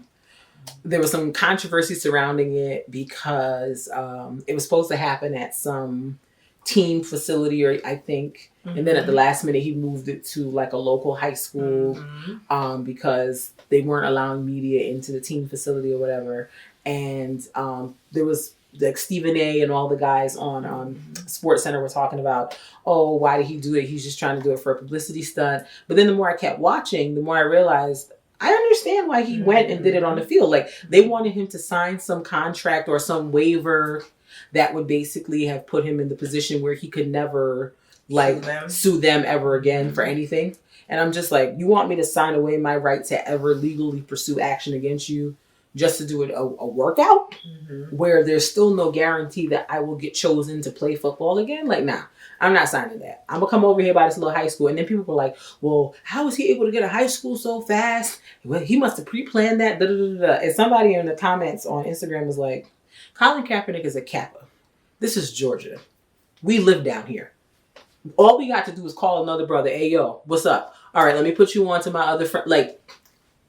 And I think the guy who was the superintendent or the principal for the school came on and was like, yeah, I'm a Kappa. One of his brothers called me. I got in contact with, whoever it is that's like a Delta or something that's able to open up the school. And there it was. It took a half an hour. I was like, yeah, I actually know the school. Okay. That's actually the school where the church I was going to, they were using. So I know that school is open to do things. So when I heard that he was at the high school, I was like, okay, that sounds about right. Yeah. And I just thought that, people's response to the opportunity that he had to get a workout was really interesting. Like, some of us are really still slaves. And I need us to stop it because we free. Some people were like, oh, he should have been happy just to have an opportunity to go over there and play. I don't understand why he didn't. Huh? What I'll say is he's been locked out from playing at the prime of his playing opportunity for 3 years. He does not have to. He doesn't need the money to play. I don't even know if he really wants to play. Correct, and that's my point. I was going to make. So for y'all to be sitting here like, oh, he need to be grateful that they gave him an opportunity to come. Like, I think, please. Number one, I don't think he should have signed it either. Yeah, I think that he should have done it. But also, I also don't think his intention is to play. I don't think so either. I don't think that at all. You don't need to. So I think if you think about it in that mindset, you get a little less upset. But I also understand that if it was true that Jay-Z set it up, I understand why Jay-Z would be mad. Right. Because they were saying that Jay-Z was upset that he moved the thing and he felt like it was a publicity stunt. But Jay-Z has not come out to say anything about this. Yeah. So nobody knows whether Jay-Z set anything up or whether he has these feelings. But the point I'm making is, I don't think he is. Because number one, if he did sign with the NFL, it would hurt everything that he worked for also. Right. Because the NFL is still going to be the NFL. Right. No matter what it is, NFL is going to be the NFL no matter what. Right. Because those teams are owned by what, 4 families? Yeah. Like, the NFL will be the NFL. No matter what you do, they will be the NFL. So if you want to change what the NFL is, it wouldn't be by signing to it. No. So if he wants to fight the NFL for everything, that's fine. He can fight for it. But he should. I don't think his objective is to work for them. No. And everything. So it might have been publicity something like that. Like, I think he needs to stop saying that he wants to play. He doesn't want to play. Because the only way he's playing is if the NFL's changing all these things that they're a part that they do, and they're not going to do. And they're not going to do that for him. So just stop saying he wants to play. Say he wants to change the NFL. That's fine. You just fight for that. He's realized that that's long gone. But why? Yeah. Why is he disrealizing now? I think he thought that they were eventually gonna cave, but I think when he went to, and I think what they paid him that settlement, And that's also what I was doing. I think at that point he knew he lost all his leverage. that was done. Because I think I was listening to someone speaking and they were saying that he didn't, even when he did go to the workout at the high school, what he was doing, it seemed like he was not putting his all into it. Like he wasn't running as fast as, like he was not acting like someone that was auditioning. He wasn't. To be back. Like he was just out there getting him a little workout, burning some calories. Let's just do this. Right. Yeah. So I don't think that he's. And there were like 4 or 5 teams on the game too. Yeah, it was like it was the Eagles, the Chiefs, the Jets, the Redskins, the 49ers, and the Titans. Yeah. Yeah, that whole thing is that's a sticky situation, and I don't think I agree. I don't think that he should have signed anything at all. Especially if he was only coming out here to like flex a little bit and then go home. No. And if Jay-Z was involved, I think that maybe he could have said, you know what, for me to do this, y'all got to at least give him a workout. And then that was it. All the inner workings, I don't know if he was involved with that. I doubt he would be. Yeah, I just think that he just was like, okay, I'll do this. Get him a workout. If you can at least, let's agree on this. Like maybe he said, oh, sign him. And then none of the teams would agree to do that. So then he said, at least give him a workout. And they at least agreed to that. And at that point, you know, come on. He's got so much leverage. Yeah, come on. And I mean, honestly, giving him the workout really was great for the PR of the NFL. Because now they're starting to look a little less trash to people. So they won by agreement. They've gotten a couple more views. Just for giving him the workout. Yeah. Because last year's Super Bowl was trash. I mean, but also like I said, the big thing with Colin Kaepernick is he also lost a lot of leverage because he got a settlement with them. Because I think at some point he had to know that they were never going to let him play again. No team is going to take the risk. He got a settlement. He's also got to eat. And he's got to eat. Yeah. No, correct. I'm not saying it's wrong for the settlement. I'm saying he got a settlement, and people were sketchy because no one knew. He couldn't tell anybody what the deals of that was. So people were like, "What's going on with that?" And then this happened. So it's like people were like, "Yeah, like it's not. It's making the NFL look good in the process." That's what I'm saying. Yeah, we all know they're trash anyway. Yeah, people know they're trash, but like, especially if people are looking for a reason to watch it. And people were like resisting for a while. People looking for a reason, like, oh, now I have a better reason to go do it. No, still won't watch them. It's canceled. Especially this halftime show. I know I've talked about it before, but I don't want to see Shakira or Jennifer Lopez. Shakira and Jennifer Lopez. I don't want to see it. I'm not interested. Y'all can have it, 100%. You don't want to hear? No. If you weren't holding a baby, I would punch you. I don't want to hear that in my ear. Just checking. You don't want to hear a goat. You want to see Gyro coming out during the Galo set. You don't want to hear? I'm real. Oh yeah. The way you walk, the way you talk, the way you. Are you going to get out of my ear? When I be without my baby. If he does that, I'm That's what you get. That's what you get. That is what you get. If he does put it on me, then I'm gonna be excited. I have Will to you do a shimmy? No. For put it on me? No. Would I be without my baby? That is enough out of you, sir. Okay. So I can't. No yodeling goat. Go on. I don't want to hear the yodeling goats. Speaking of music, let's talk about these Grammy nominations. So is it me or did they come out early? Because I feel like we talked about this already. Yeah. I felt like it seemed early. I was like, oh, but I guess it's in February, so I guess they should start telling us things. So the categories were interesting. Record of the year, I was like, did we not have any good music this year? Because if all y'all can come up with was this Billie Eilish, Bon Iver, like Old Town Road. Her was there. Yeah, her was there. I love her. She's amazing. Hard Place is also a whole jam.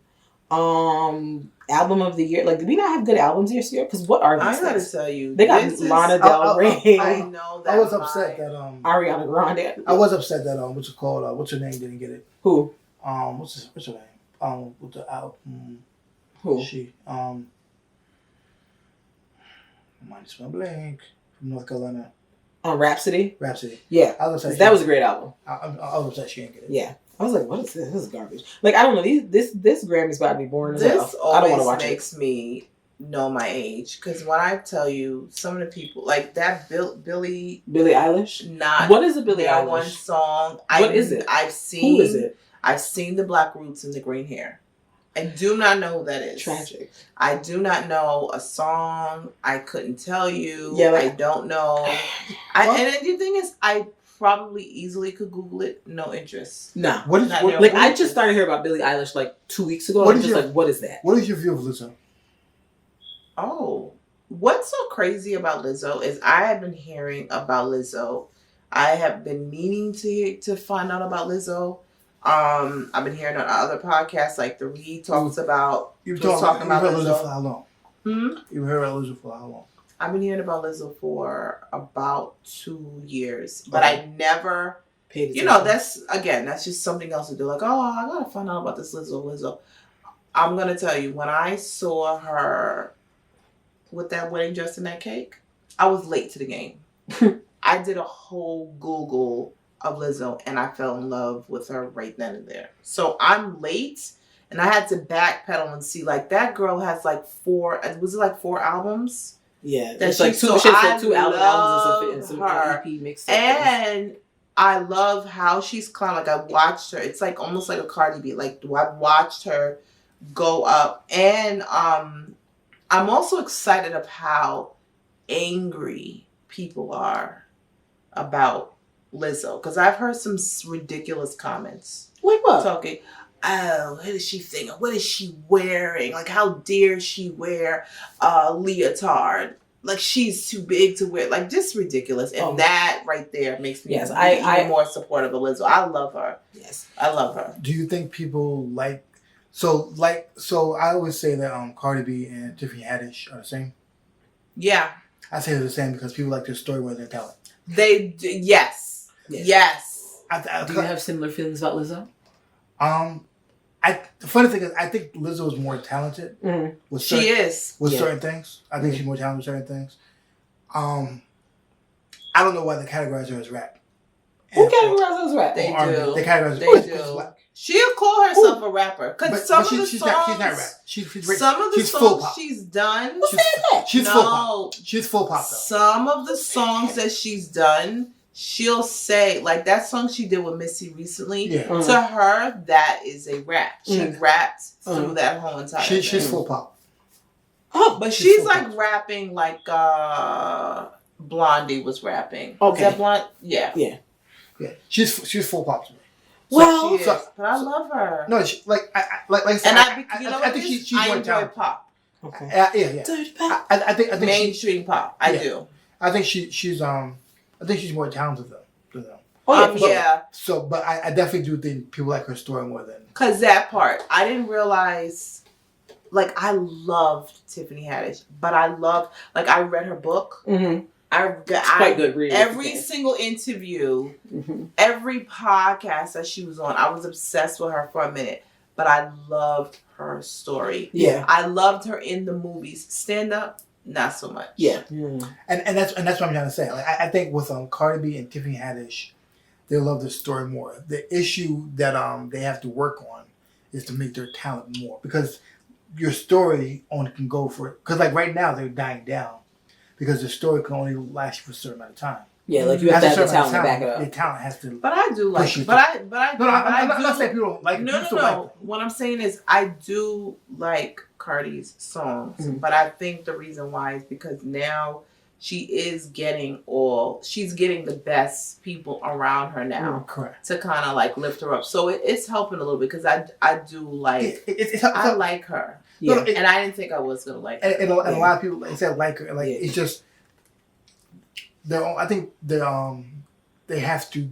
You have to get great talent to like hold you strong. Yeah. So you have to improve a lot. Yeah.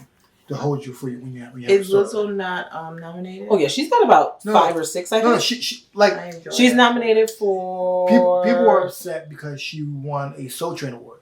Yeah.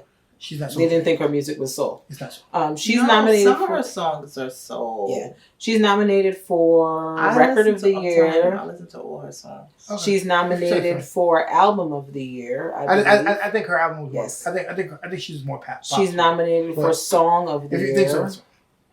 But I think people. I think that's what was it? Ari Lennox was upset with that. Mm-hmm. She's nominated for Best New Artist, Best Pop Solo Performance. Yeah, she's been nominated for a few things. People have called her a plant.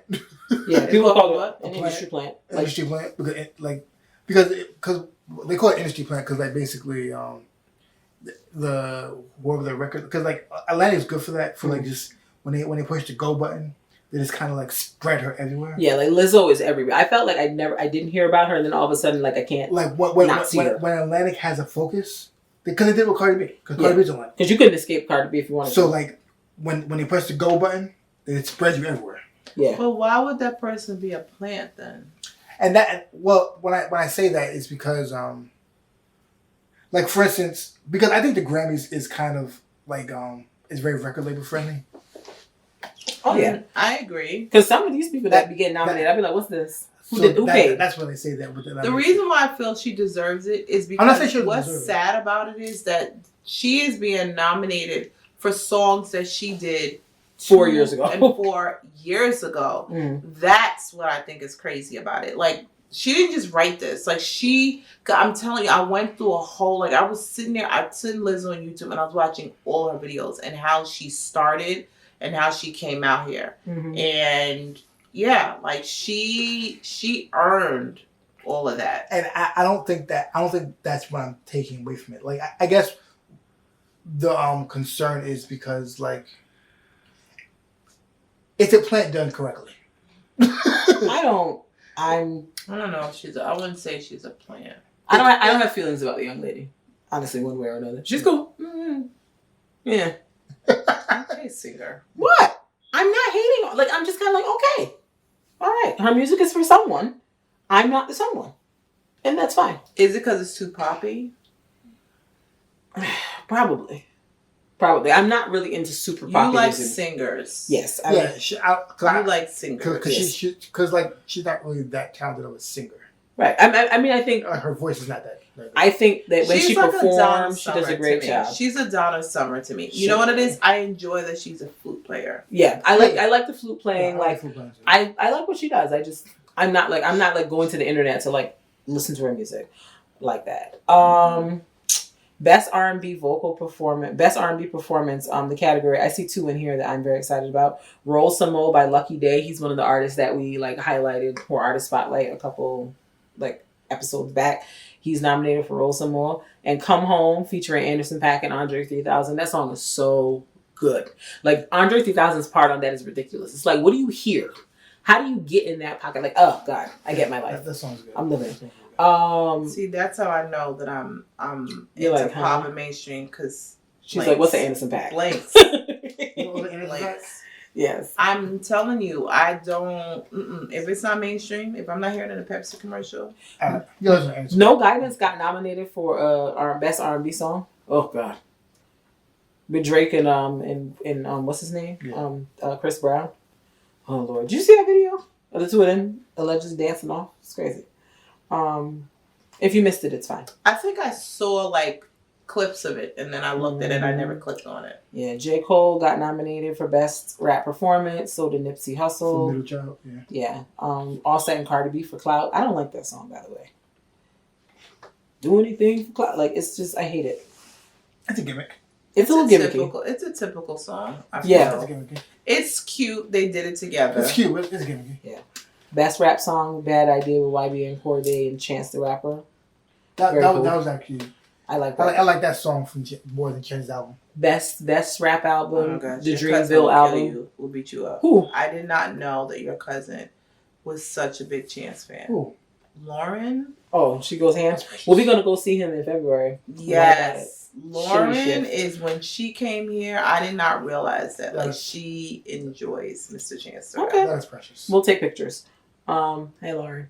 That is precious. Best Rap Album, we've got the Dreamville album, which I still haven't listened to. Championships by Meek Mill. 21 Savage's album, which I didn't listen to. Tyler the Creator's album I didn't listen to. I heard that wasn't a rap album. The Lost Boy, I don't even care. I don't care about Tyler the Creator. That young man scares me. That YB and Corday album was good. That YB and Corday one, really good. Lost Boy, really good. YB and Corday's album was what I thought Chance the Rapper's album would have been. Ooh. Yeah, Chance the Rapper's album. This last one was That's what done it. Yeah. Cause like you hear album, Chris? No. I was like, you're not. Tim was not Was it believable? It was. Chance the Rapper's album was like very much like about him and his wife, his marriage. And it was like, we don't want to hear that. And it was okay, but it was like I didn't like that album. Yeah. YB and Corday's album. I won't listen to it again. He's young too, but I think like if you listen to that album, it's what I expected Chance the Rapper's album to be. Yeah, and it just wasn't.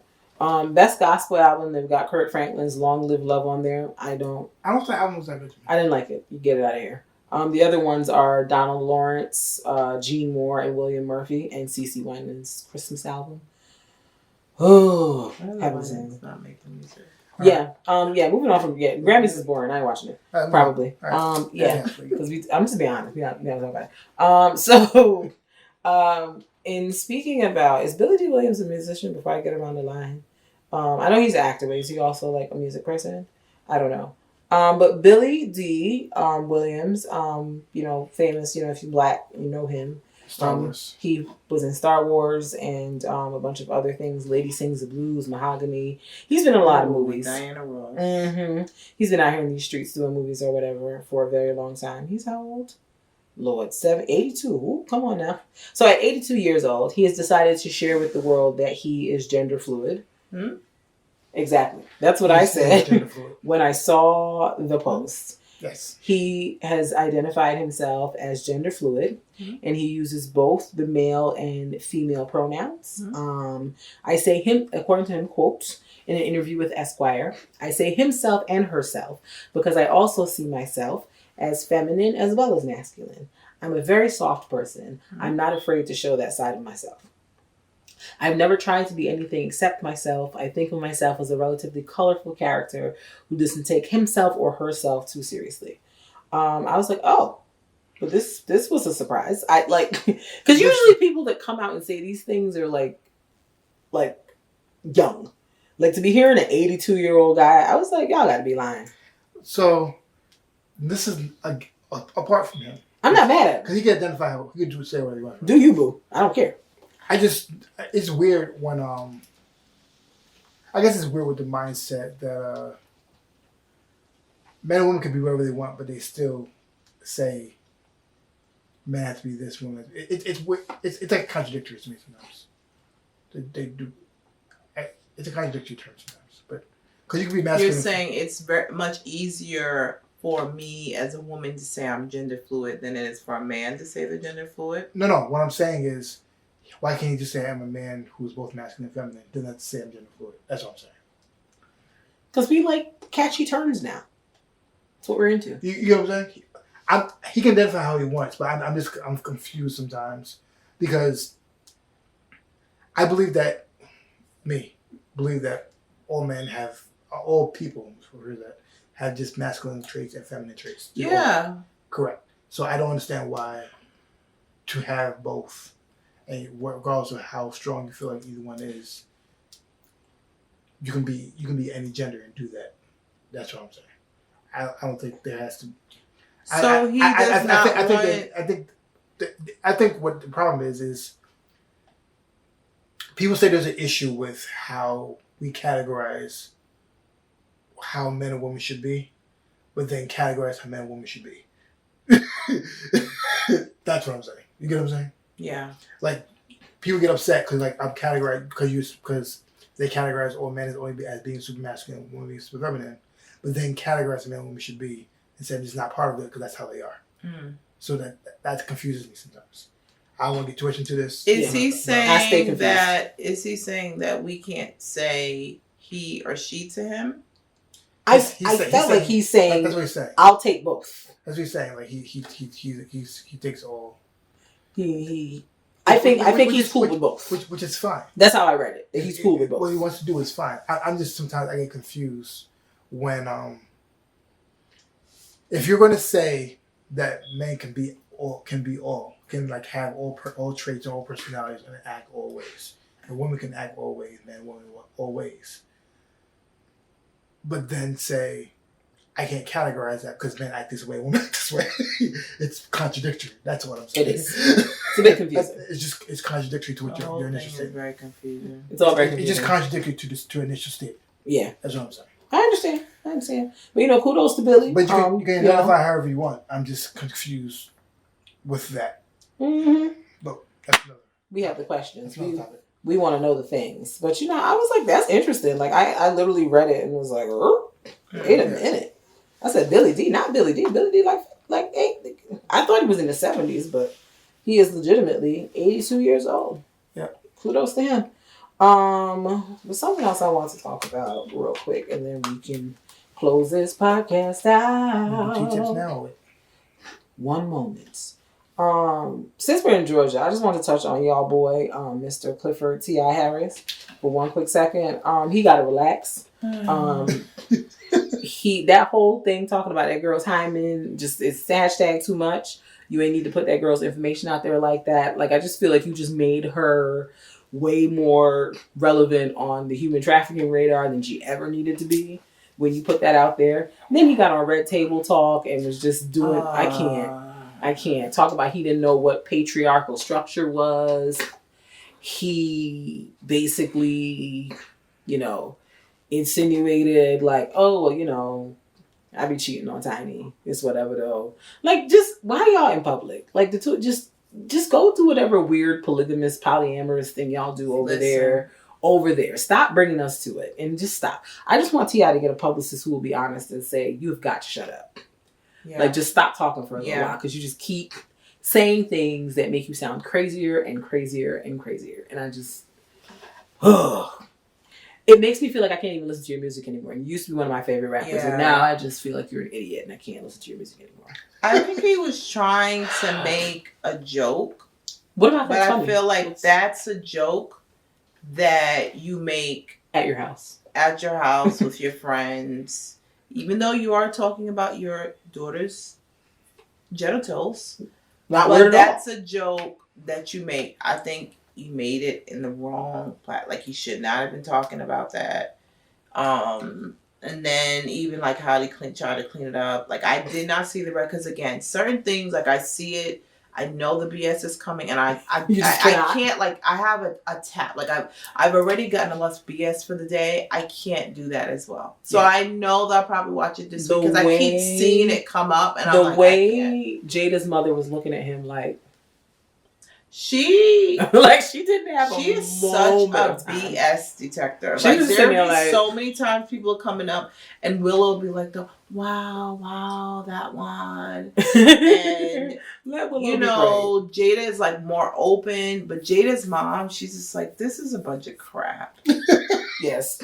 Miss Banfield said, y'all ain't gonna waste my time with this foolishness. I'm a grown woman. And she just kept looking at him like, I don't even understand what T.I.'s been doing a lot of stuff, but it's like, that's the thing. Like, and I love his show where I see what he's trying to do. To me, it's similar to like what Bill Cosby was trying to do, trying to show like a positive family and everything. But at the end of the day, for you to be such a positive father and husband, you do actually have to not cheat on your wife all the time. Right. Like, just so it's just contradictions all the way.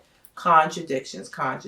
So I think he's gotta figure that whole thing out. It's like, I feel like the show was like a rebrand because like he came out with that show after he had been to jail and they found like the whole stockpile of guns at his house and so it was like, okay, let me rebrand myself as a family man who's like, dealing with my wife and kids and doing all this. I'm like, but bro, and I think too, you still out here looking crazy. Tiny and that Tiny and Toya's show, that bothered him because he was locked up at the time.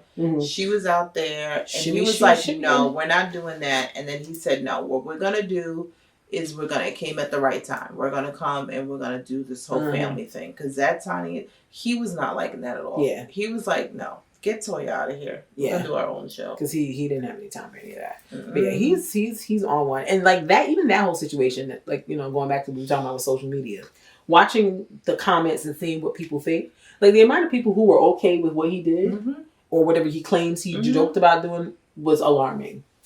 yeah, well, that's his child. And okay. I think people just don't understand. Also, who bleeds when they like that? Not to even get into all of that, or whatever, but just pick up a book. Like seriously, talk to a doctor. Like, did we go to biology class? That is ridiculous. That is ridiculous. Absolutely ridiculous. Come on. Like, no, everybody's stupid. A lot of y'all are down. A lot of y'all don't have no damn boundaries. Is what I've concluded. Because I'm like, there's no way that at 16, the father should be in the room while a procedure like that is being like. People think what? that children are theirs, and like a lot of times, I battle with that because that old school. You're told, oh, you gotta lay down the law. But you gotta also know these are actual people. Right. They're not yours. Right. We're just supposed to guide them until they go out into the world. And hopefully you do your job. Right. I always say, like, Jada, she's in 10th grade. I got 2 years, and then I gotta send her out into the world. She's not mine. Right. She's not. I cannot control everything that she does. Guess what? I can do all that controlling, and she's gonna do whatever she wants to do anyway. Right. So, T.I., simmer down. Basically. Simmer. Mm-hmm. All right. Are you ready for the BLM T-Tips? T-Tips? T-Tips? For the Bonafide Lyrics and Marketing. T-Tips, that's FYI. Right. What are the T-Tips? Tell the people. So, maybe they don't know. T-Tips are just marketing tips that we do every podcast. Mm-hmm. Once again, we are the co-owners of the Bonafide Lyrics and Marketing LLC. Word. We make things. And we try to give you some marketing tips. So that you can be great. So you can be great for your business. So you can sell your Fashion Nova. Or whatever you want. Whatever you want to do. No? Yeah, the Fashion Nova girls? We're not going to do this. So one of the T-Tips we're going to do this time is a good thing to do is to have contests on social media. Mm-hmm. When I say contests, photo contests, video contests, caption contests, it comes with a coupon, a free item. It's a good way to get traffic in your social media. You could even do raffles. Rafflecopter is a great site to use for raffles. What this does with the contests and the raffles is just a good way to just drive traffic to your social media, drive traffic to your site, and like to get more people interested, to get more contacts, to get more emails, to get more information. Like we were saying, get more data. To drive traffic into it. With that in mind, to show you how it's going to use, we're going to be running a deal for the BLM T-Tips. Running deals, okay. All right. To show how effective it's going to be. We're going to be giving away 1,000 free business cards. Ooh. All right. One-sided business cards on 16-point cardstock. Okay. For the holidays. All right. The contest will be running for the next 2 weeks. It's going to end 2 weeks from today, which is that Tuesday. So night, I can't add. Let me look at the calendar. It will be on the 17th. Okay. That's 17th, right. December 17th. The contest will end. So it's going to be you can randomly input yourself into the contest. How does one put themselves into the contest? So tell us more. You can get contests by doing any of the different ways to enter raffle. Whether you're either going to liking our Facebook page, liking our Twitter page, liking our Instagram. Not Instagram for this one. I think it's if you tag 5 people in your status or you post a status, you just get multiple. It's like buying tickets on a raffle. The more things you do, the more tickets you get. Okay. So you're better your chances are. Okay. All right. And in 2 weeks on the 17th, we'll get a winner, and you get 1,000 free business cards. This is no extra stuff. We're not trying to dip you anything. You get 1,000 free one-sided cards. All you gotta do is send us the file, and we'll print them out for you. Oh, okay. That's pretty good. Free shipping and everything. Okay. We'll ship it right out to you. Send us a file, and we'll get it right to you. Based off what it does it. It will start as soon as you hear this is when it starts. All right. That's good stuff for your New Year's resolutions. Yeah. So start your business. Yep. So people trying to start their own business for the New Year's, get these 1,000 business cards. Professional people have cards? Probably. I'm curious now. I want to know. But yeah, you can go to our website, theblm.com, to find out more information about it. It's also going to be on our Facebook. It's going to be on everywhere. Just let us know what you think. Word. All right. All right. So that's the BLM T-Tips. Do we have anything else? Anything else? All right. So we just want to thank so much for my sister. Yes, it was so much fun having you on. I liked it. We might have to call you in more. Like, we might have to be a recurring special guest. So we might just have to call you. Madam Tahira Bowe. Tahira From the Georgia. From the Georgia. It's my sister, and guys. Also, Sir Baxton made an appearance at UC. Yes, he's here. He did. Sleeping peacefully. Being a cutie patootie. Yes. Yes. All right. We're a child-friendly podcast here. We love everyone. Yes. We're yes, it's late. Well, by the time y'all see this, it'll be like, you could be watching it at like 6 a.m. Yes. But we're recording this quite late, so, yes. We is tired. All right, let us know how you think about it. Please like, subscribe. Word. Tell a friend. Email us at alllovenofearpcast.com. Mm-hmm. All of no fear pcast at gmail.com. I was like, something sounds right. It would sound off. It's like, all of no fear pcast at gmail.com. Email us there to let us know what you think. Mm-hmm. Let us know. Thank you so much for your time. Stop being so nosy. I heard some wrestling behind us. Listen, I don't know what I don't know. We in the country, child. I got to pay attention. All right, and stay woke. We will see you later. Word. So, adios. Adios. Farewell. Bid you adieu. It's.